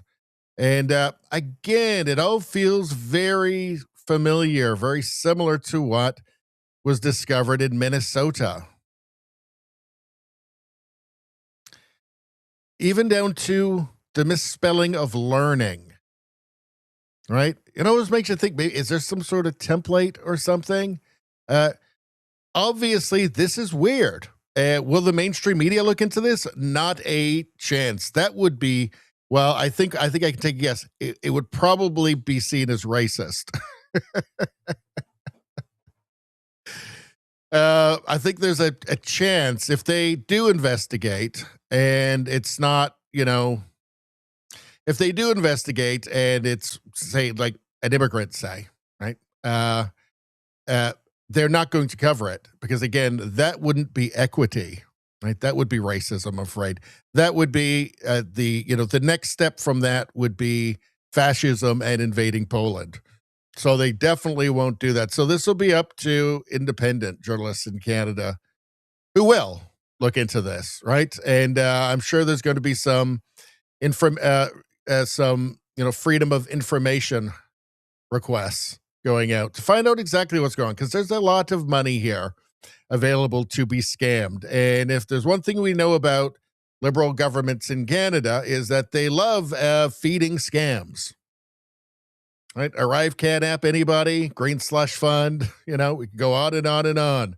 So, yeah, does Canada, but one thing we do know is Canada has its very own Leering Center by its own description that it calls itself Leering Center. All right. Yeah, this could get ugly. What do we got going on here? All right, so let me have another sip.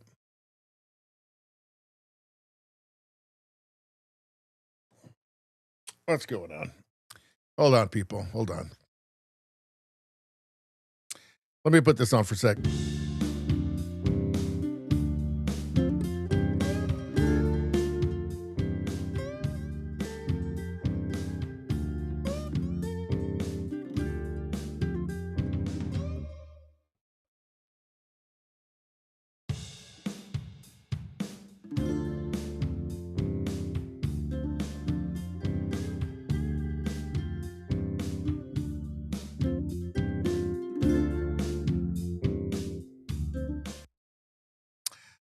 All right, I'm back. What are you guys talking about?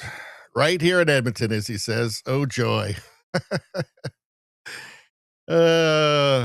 Izzy says, waiting to hear about the suitcases full of cash leaving the country. Yeah.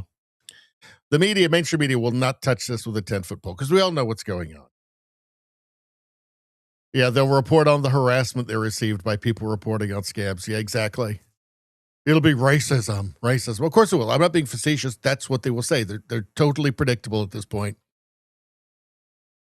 So, $1 trillion has left Canada in the last 10 years of liberal mismanagement of the country. Everybody knows this. Everybody's pretending that Mark Carney, making ridiculous, hypocritical, incoherent speeches at Davos is going to turn everything around somehow. But, reality has a way of asserting itself. And, I'm afraid that Mark Carney's Davos speeches, are not going to compel the universe. What am I even talking about? I'm tired, people. I'm really tired. I'm afraid that Mark Carney's idiotic speeches aren't going to make any difference. Let's go. So this is the bilingual CEO of TC Energy. It's a Canadian company that moves 30% of all natural gas within North America across 94,000 kilometers of pipelines. He successfully chaired an American government study to streamline permitting. His analysis of Canada's competitiveness? Well, he's saying that Canada's fallen behind. He's saying that Canada has fallen behind. Yeah, we know. Let's take a look. So, companies like this are investing in the States instead of Canada. And Mark Carney has done absolutely nothing to change their minds. With all this momentum, Canada has still fallen behind because Canada has been unable to attract a meaningful share of global investment. Because capital goes where it's welcome, and for too long it has not felt welcome here. Because Canada is no longer competing only within its borders or even just across North America. We are competing with the world under a very different set of expectations.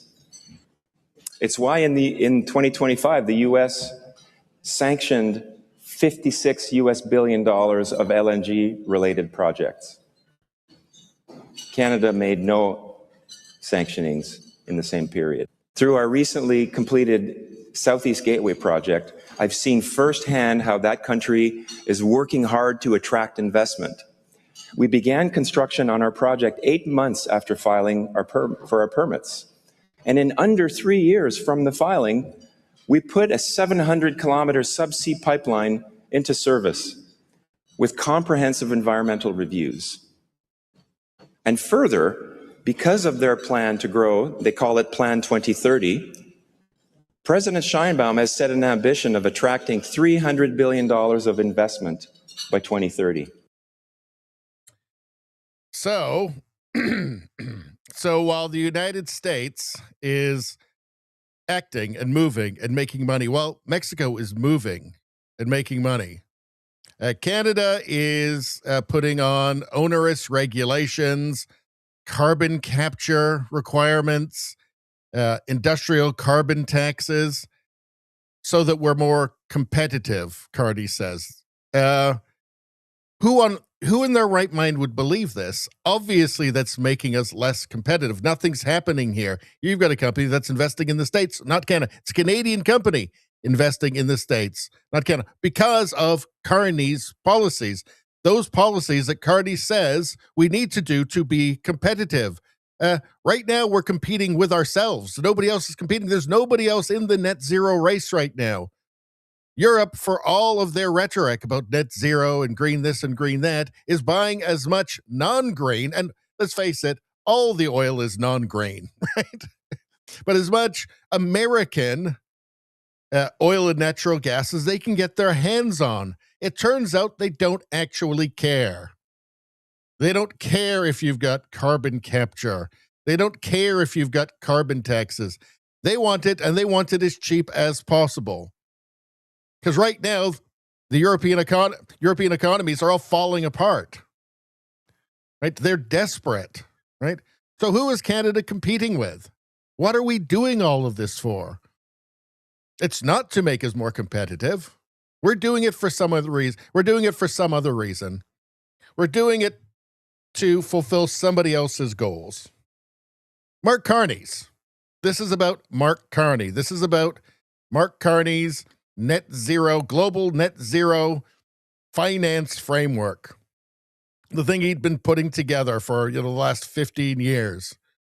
This is about Mark Carney. This is about Mark Carney's incentives, his perverse incentives. This is about Mark Carney's ESG fund at Brookfield.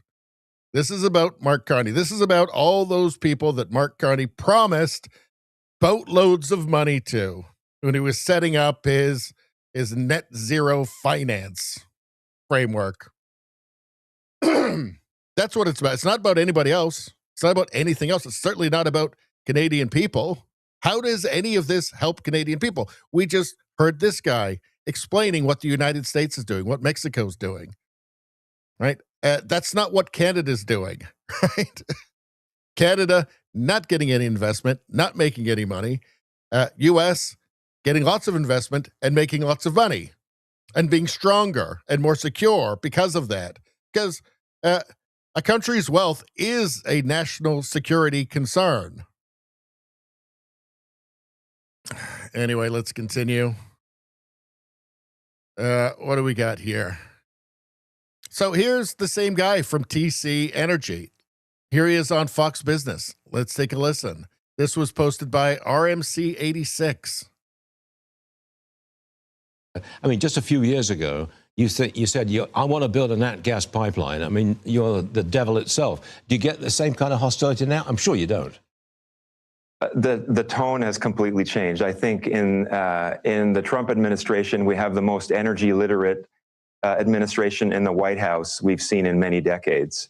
We've already seen through more reasonable and traditional application of regulations, acceleration of timing for permits. We had a permit we received on one of our projects in the Midwest here a couple of months ago, about 25% faster than we have over the last few years.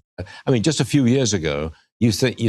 So it turns out that you make it easier for business.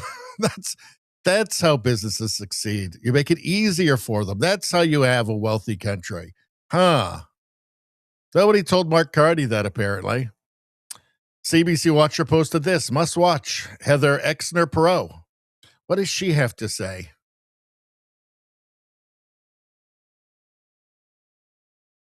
To where it is wanted. And again, from a foreign policy, national security perspective, absolutely the wrong decision. We should have made it easier to build in Canada, and we did not.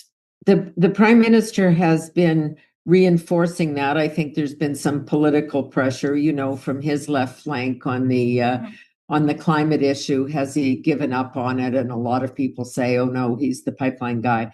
His words, again, in Armenia and other places, he's come back on carbon capture. He's come back on net zero. He's come back on clean oil that new customers that we don't yet have would be willing to pay a premium for.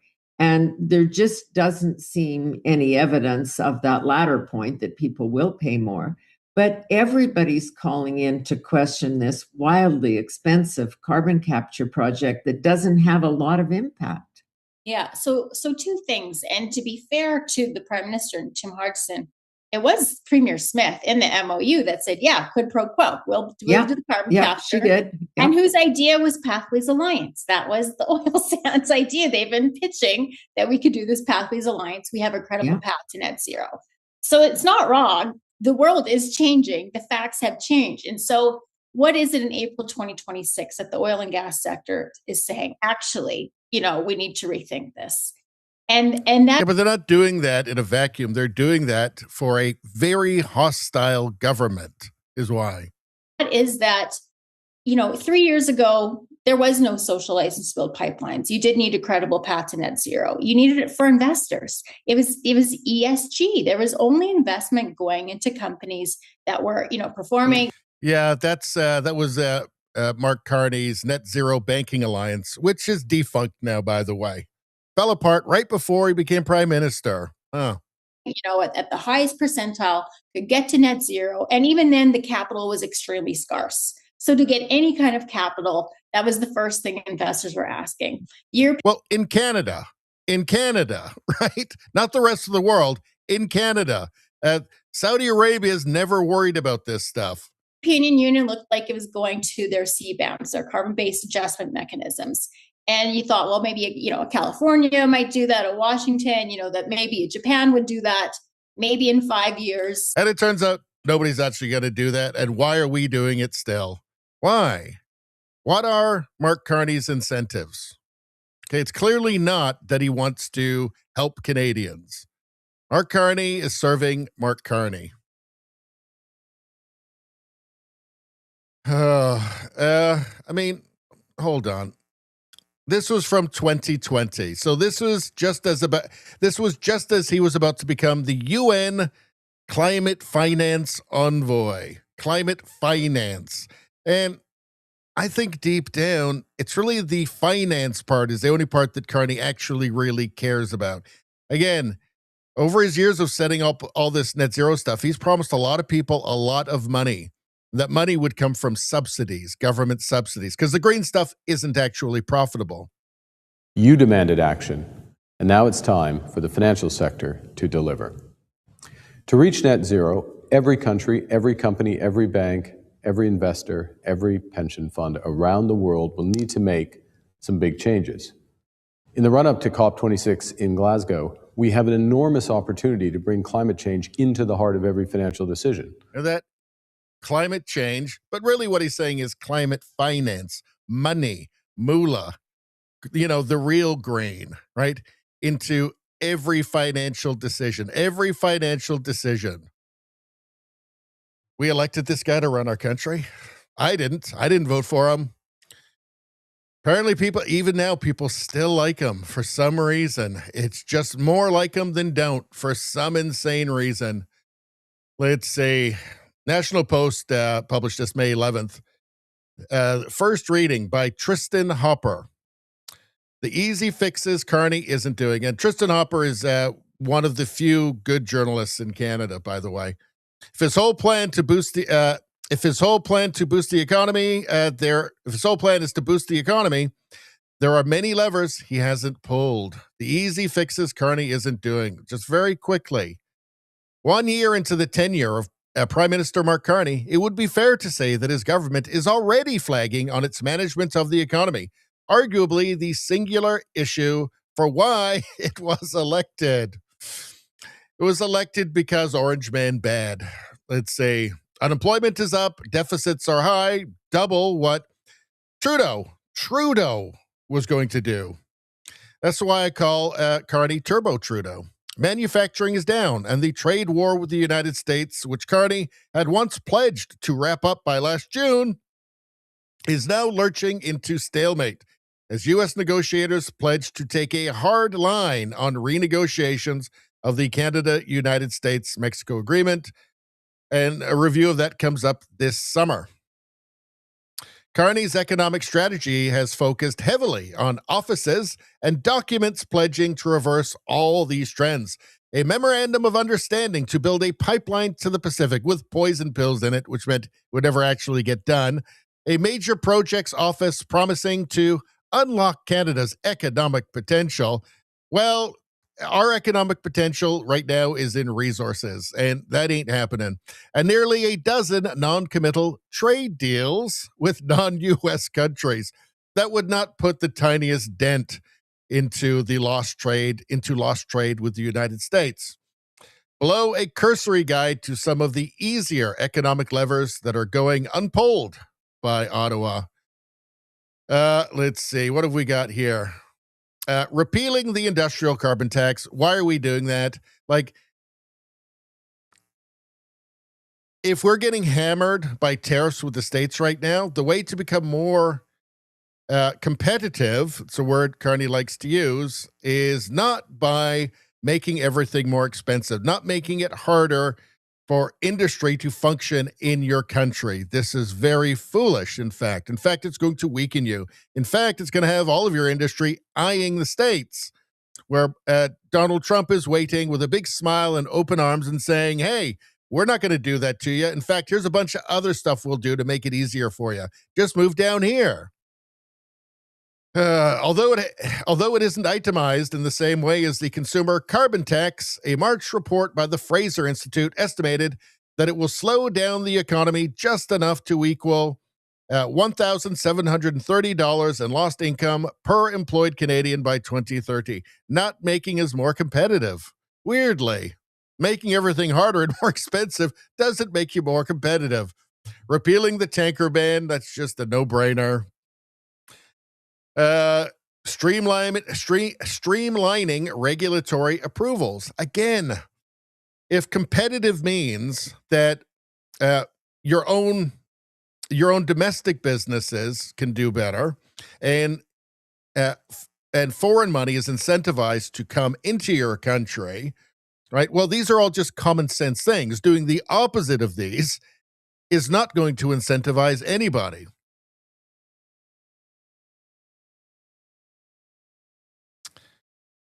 Canadian tax policy is still lagging. Of the 38 countries listed in the most recent edition of the International Tax Competitiveness Index, Canada ranked 22nd in corporate taxes and 27th in individual taxes, as compared to 9th and 17th for the U.S., respectively.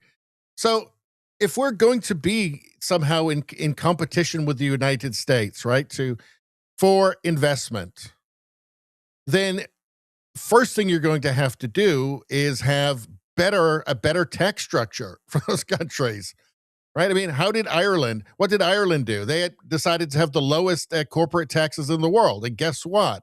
It revived their economy. We're not doing that, right? All the things that we could do, we're not doing. We're not pulling those levers, as Tristan Hopper says. There's nothing about this government that is making us more competitive. I mean, that's the word Carney uses, competitive, competing. None of that's happening, right? We're just making it harder on ourselves. We're making ourselves less competitive. And that's just the obvious reality. And it doesn't matter how many times Mark Carney says that it isn't. All right, let's move on. What else do we got going on? What are we at, 2 hours in already? All right. You know what? I'm getting tired, people. Can anybody out there use some energy? Anybody out there use some energy? Should I give everybody some energy? I don't know. It is Tuesday. We are allowed to do it on Tuesdays. I mean, this energy is too powerful to just have every single stream. But on Tuesdays, it's the one day when we can, because moderation and everything, folks. But we told ourselves Tuesdays is the night that we can bring out the big guns, energy-wise. The only thing that can give us the energy that we need, because I know myself, I know everybody out there, we had a couple of coffees, didn't work. A couple of double espressos, didn't work, did nothing.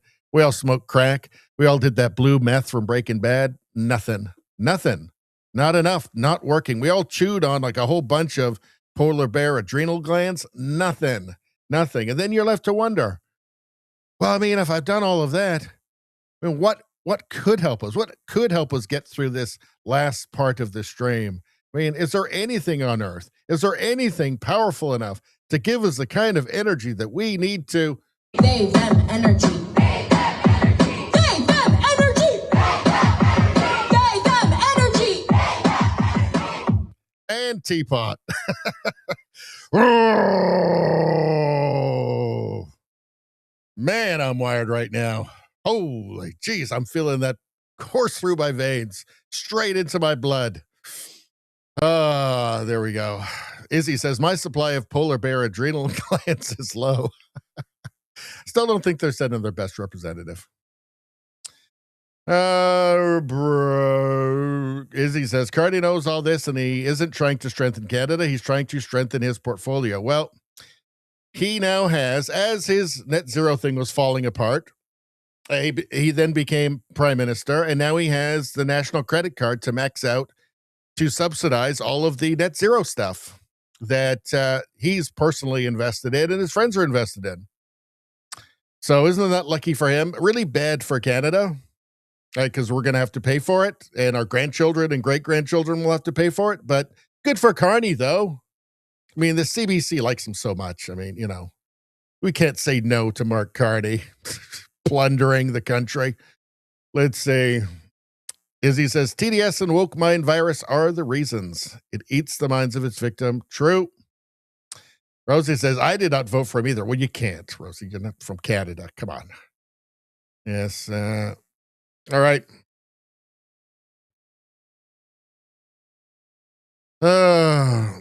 Dravis. How you doing, Dravis? Hey, I forgot we got to do chocolate. After we show the energy, we have to do chocolate. It's part of the negotiations that we had. It's part of the contract that we signed. I'm not going to get into it, but all right, we'll do some chocolate. It's just the thing we have to do. All right. Let's go back. The chocolate. Blah, blah. But we don't call it chocolate. We call it chocolat. And let's take a look. What do we have? I won't bring it on until we see something good. Again, that's not good enough. We need something more.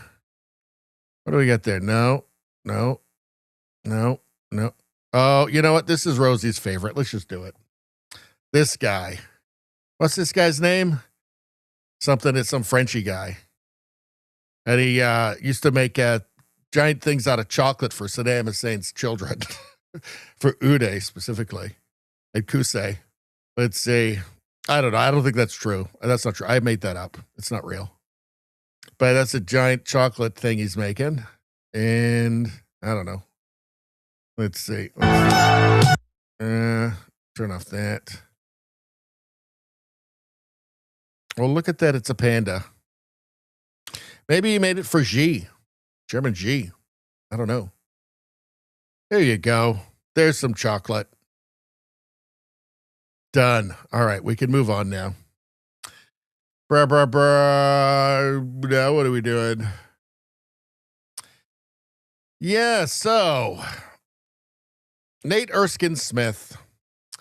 So here is a Liberal MP. He's a federal Liberal MP, and this was posted by Scott Robertson. But he's a federal Liberal MP. He wants to be leader of the provincial Liberal Party of Ontario. So he ran for basically a primary to be the nominee in a provincial seat. And he was beaten by 19 votes by a guy from Bangladesh and who had a bunch of people who couldn't speak English and show up. And the whole thing seemed kind of sketchy. And it seems like a Liberal is finally having to deal with the consequences of the mass immigration that they insisted we all had to love or else we were Nazis. Let's listen. Ask yourself, why would dozens and dozens and dozens of people who are temporary residents showing up, not understanding the process, when they're asked for their address, they're not certain about what their address is, and then they're taking pictures of their ballot? It's because when you import the third world, how does that end? When you import the third world, something happens. Guess they never told Nate Erskine Smith about it. Ask yourself, why would they be doing that? Let's say corruption, maybe corruption, endemic corruption. Maybe it's different cultures or something. Geez, I don't know. But they had a bunch of people show up to vote who didn't have IDs. A whole bunch. They just lost their driver's license for some reason. They had to print. Hold on a second. Yeah, they had to print these things up. Not much English on there for some reason. That Anasul Hafiz, he's the guy who won. A bunch of people showed up, and they didn't. For some reason, they didn't have ID, and they didn't have they all lost their driver's licenses and stuff. And there were actually more people voted than were registered to, than were allowed to. And it's just, it's like, I don't know. It's almost like Canada's turning into a banana republic or something. But nothing bad can happen, right? It's racist to worry. It's racist to worry about mass immigration and the consequences.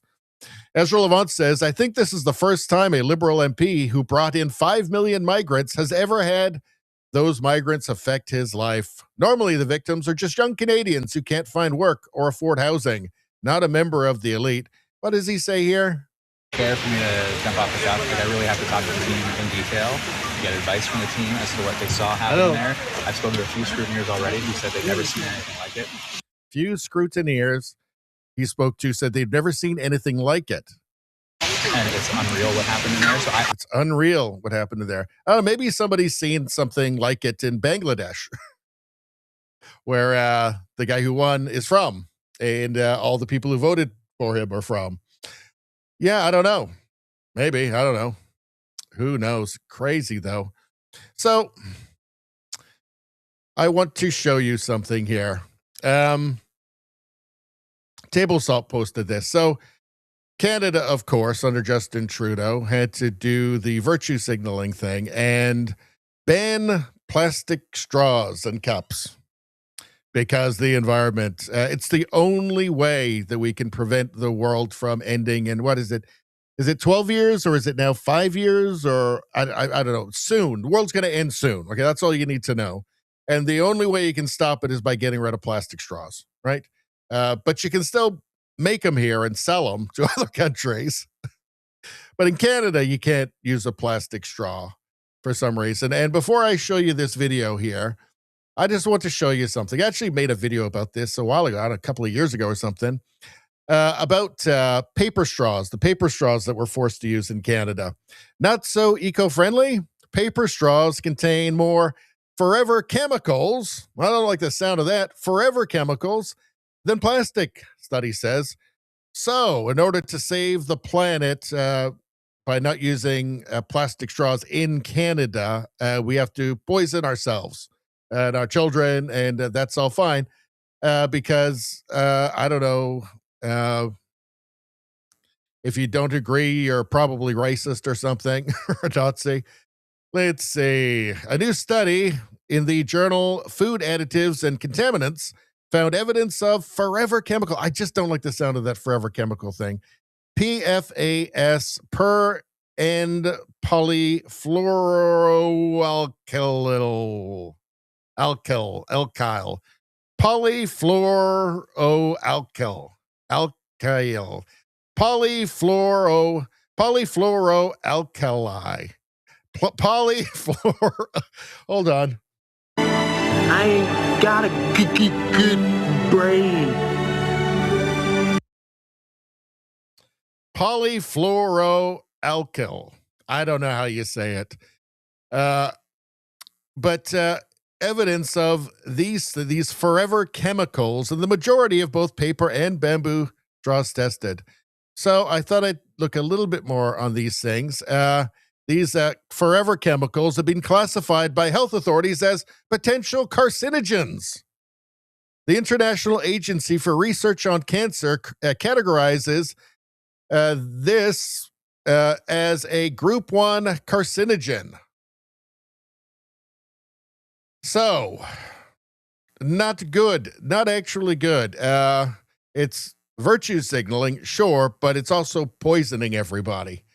So thanks. And so anyway, let's hear this. Answer to the question, though, is why is it okay for Canada to export these materials for consumer use in other countries, but we can't use them here at home? So we are domestically doing what we can to protect So our then local environment. why enable other countries to pursue a toxic? Well, my hope is Use through product. global plastics treaties, we're actually going to move the world Well, then away from. why not stop exporting? I mean, that would contribute to your goals, right? I think, well, first, common goals for all Canadians to not want to have plastics washing up on our shores and not have them in our. So also too, though, a common goal is not to be poisoned by the straws you make people use. I guess it's just don't use straws. I guess in Canada, if you come to Canada, just don't use the straws because they're poison.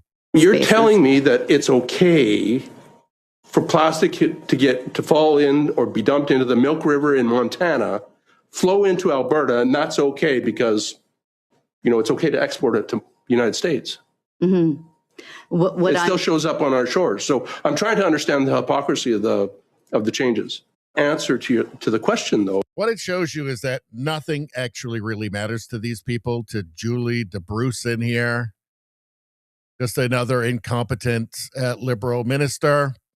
Nothing actually matters to any of these people. It didn't matter to Justin Trudeau when it didn't matter to Justin Trudeau when he forced all of this through. I mean, Justin Trudeau is now in the States with Katy Perry using plastic straws and like going around on yachts. It turns out flying around on jets. It turns out he's not really that worried about the environment. None of it really matters. What matters with progressives in the Liberal Party of Canada, including Mark Carney, are progressives. These are radical progressives. What matters is looking progressive, doing things that feel progressive, doing things that the progressive voters will feel are progressive in their feelings, right? Outcomes don't matter. And certainly not human outcomes. They don't matter. What matters is doing the thing that feels progressive, right? So you can make them and export them, which good. I'm glad we're at least doing that because somebody's still able to make some money, right? But you can't. But Canadians themselves can't use them because they're bad. But not to export them, that's not bad. But to use them here is bad. Yeah, it's all incoherent, right? And it's incoherent because there is no real principles behind any of it. It's just literally for these people, literally just what feels progressive. We're going to do that without giving any thought to the consequences. Maybe if they'd looked into the whole paper straw thing beforehand, somebody would have said, I don't know, maybe we're just better off with the plastic ones. But of course they're not going to do that. It feels progressive. So, yeah, they don't care. It's just what feels like it would be a good thing to do. And that's it. And that, my friends, is no way to run a country. And thanks for the poison straws, you dingbats. All right. What's going on here? And just talking of dingbats and progressives, Ryan Garrettson posted this. Amsterdam has banned all advertising that contains meat, air travel, gas-powered car, and cruises because carbon is bad. This is where it starts. Eventually, the products and services themselves will be banned because it feels progressive. That's why it feels progressive. Amsterdam bans public adverts for meat and fossil fuels. It feels so good. Doesn't make any sense, but it feels so good. Did I have something? I thought I had something highlighted in this. I thought I did. What happened?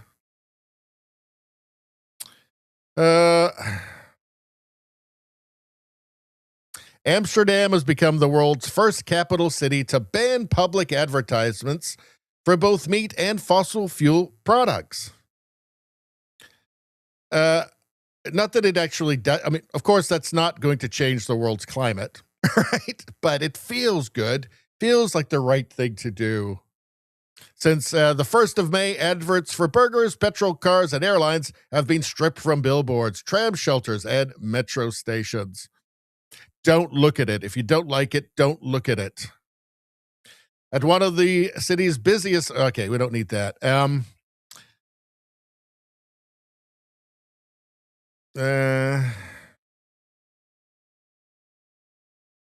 So they want Amsterdam to become carbon neutral by 2050, which is really just a meaningless thing. It doesn't mean anything. And for local people to have their meat consumption over the same period. They want to control everything about your life. Now they want you to cut it in half, your meat consumption. How long until you have to be a vegan? How long until you're living off birdseed like Greta Thunberg, right? They can never stop, you see, is a thing, because there always has to be a problem. The problem can never go away. It's like racism, right? Racism has to live so that they continue on with their virtue signaling. Same with this. It's not going to stop. Quote, the climate crisis is very urgent, says Annika Wienhoff from the Green Left Party. The climate crisis is very urgent. I've been hearing this for decades now, and it ain't so urgent, it turns out. Stop saying it. How do you just keep believing this over and over and over again, just forever? No, it's clearly not. Clearly, we have been lied to. I mean, if you want to be leading in climate policies and you rent out your walls to exactly the opposite, then what are you doing? Well, you're not virtue signaling, is what you're not doing, right? And you have to be signaling virtue, or else, I mean, there's no other reason to live. Let's see. The view is echoed by Enki Baker, who is an Amsterdam group leader for a Dutch political party that focuses on animal rights. Party for the Animals. Why even interview this person? Oh, who does that person represent? Party for the Animals? No, I think we'll just skip that one. Party for the Animals. Oh my God. Only in a decadent Western society do you have things like Party for the Animals. And the thing is, did they even ask any animals? Did they ask an animal to run for leader? Probably not. The leader of the Party for Animals should be a horse. Otherwise, I'm not paying any attention. Anybody can make their own decisions. Apparently not, actually. This is not what leftists want. This is not what progressives want. They don't want you making your own decisions.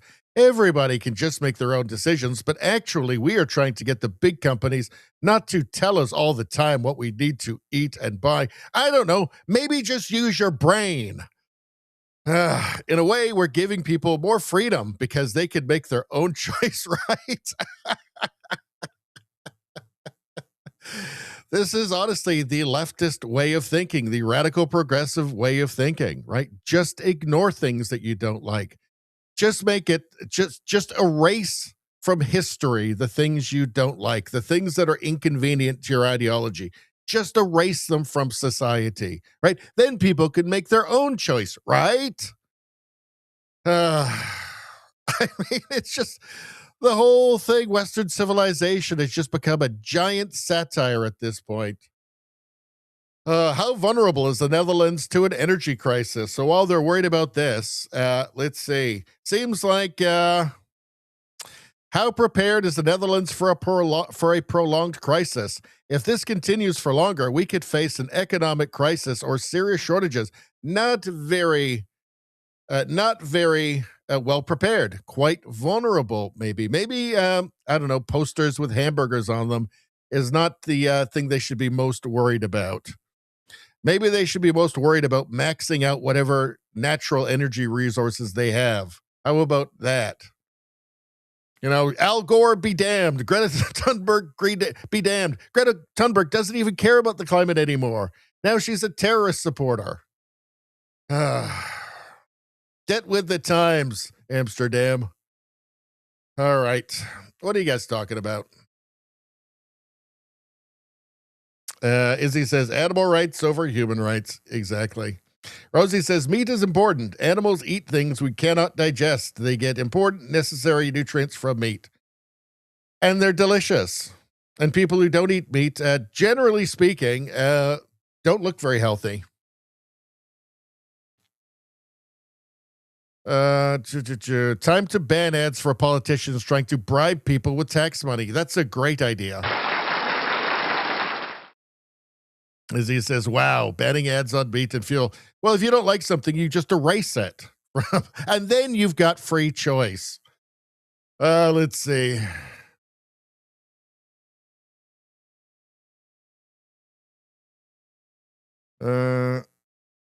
Rosie says, this straw interrogation reminds me of the book, If You Give a Mouse a Cookie, a cute children's book featuring circular logic. Circular logic is not nice in the adult world. No, exactly. That is progressivism, actually. That's the Liberal Party of Canada. So circular logic. It's good because it's good.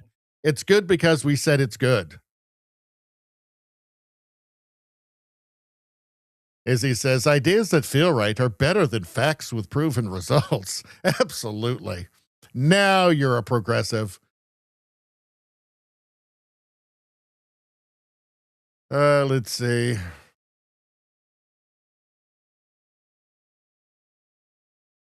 Rosie says, now we are getting trustworthy reporting. Radio Baloney is quoting his own articles. I rarely do that. Well, I don't even have articles, by the way, but I have videos. Let's see. Izzy says, I have yet to taste an animal I didn't like. I'm trying to think of the animal that I didn't like the taste of. I can't remember. It doesn't even mention the great taste. Animal rights over here. Yeah, it's just ridiculous. Have you ever had bison? I have had a bison burger. It was good. All right. Let's get to the last tab, shall we?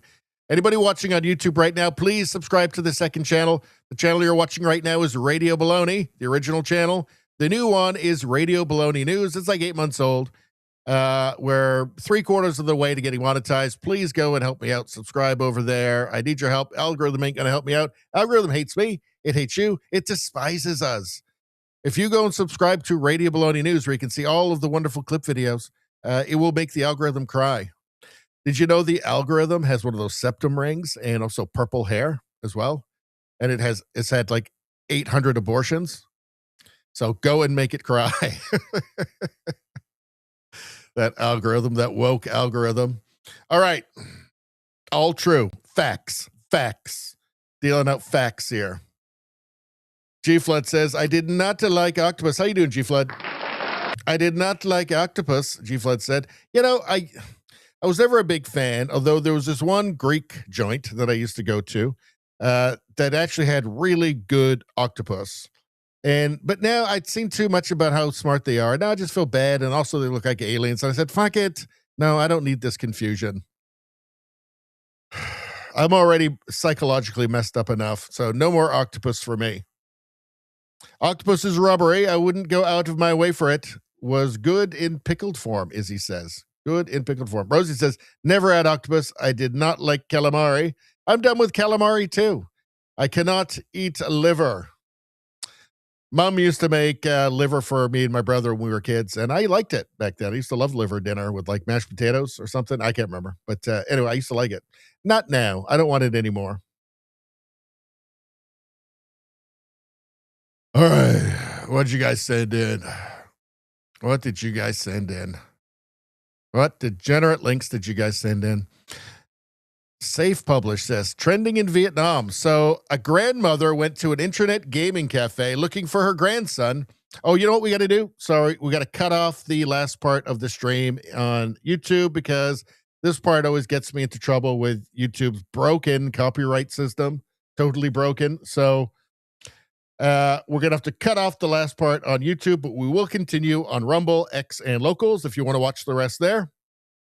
But unfortunately, for reasons I've already explained, we have to cut off the YouTube portion of this now and continue on Rumble, X, and Locals if you'd like to join us. Otherwise, I will see you on Friday night, 7:30 Pacific, 10:30 Eastern Time. Thanks, you guys. Have a great week. All right. I don't have to worry about all that stupid copyright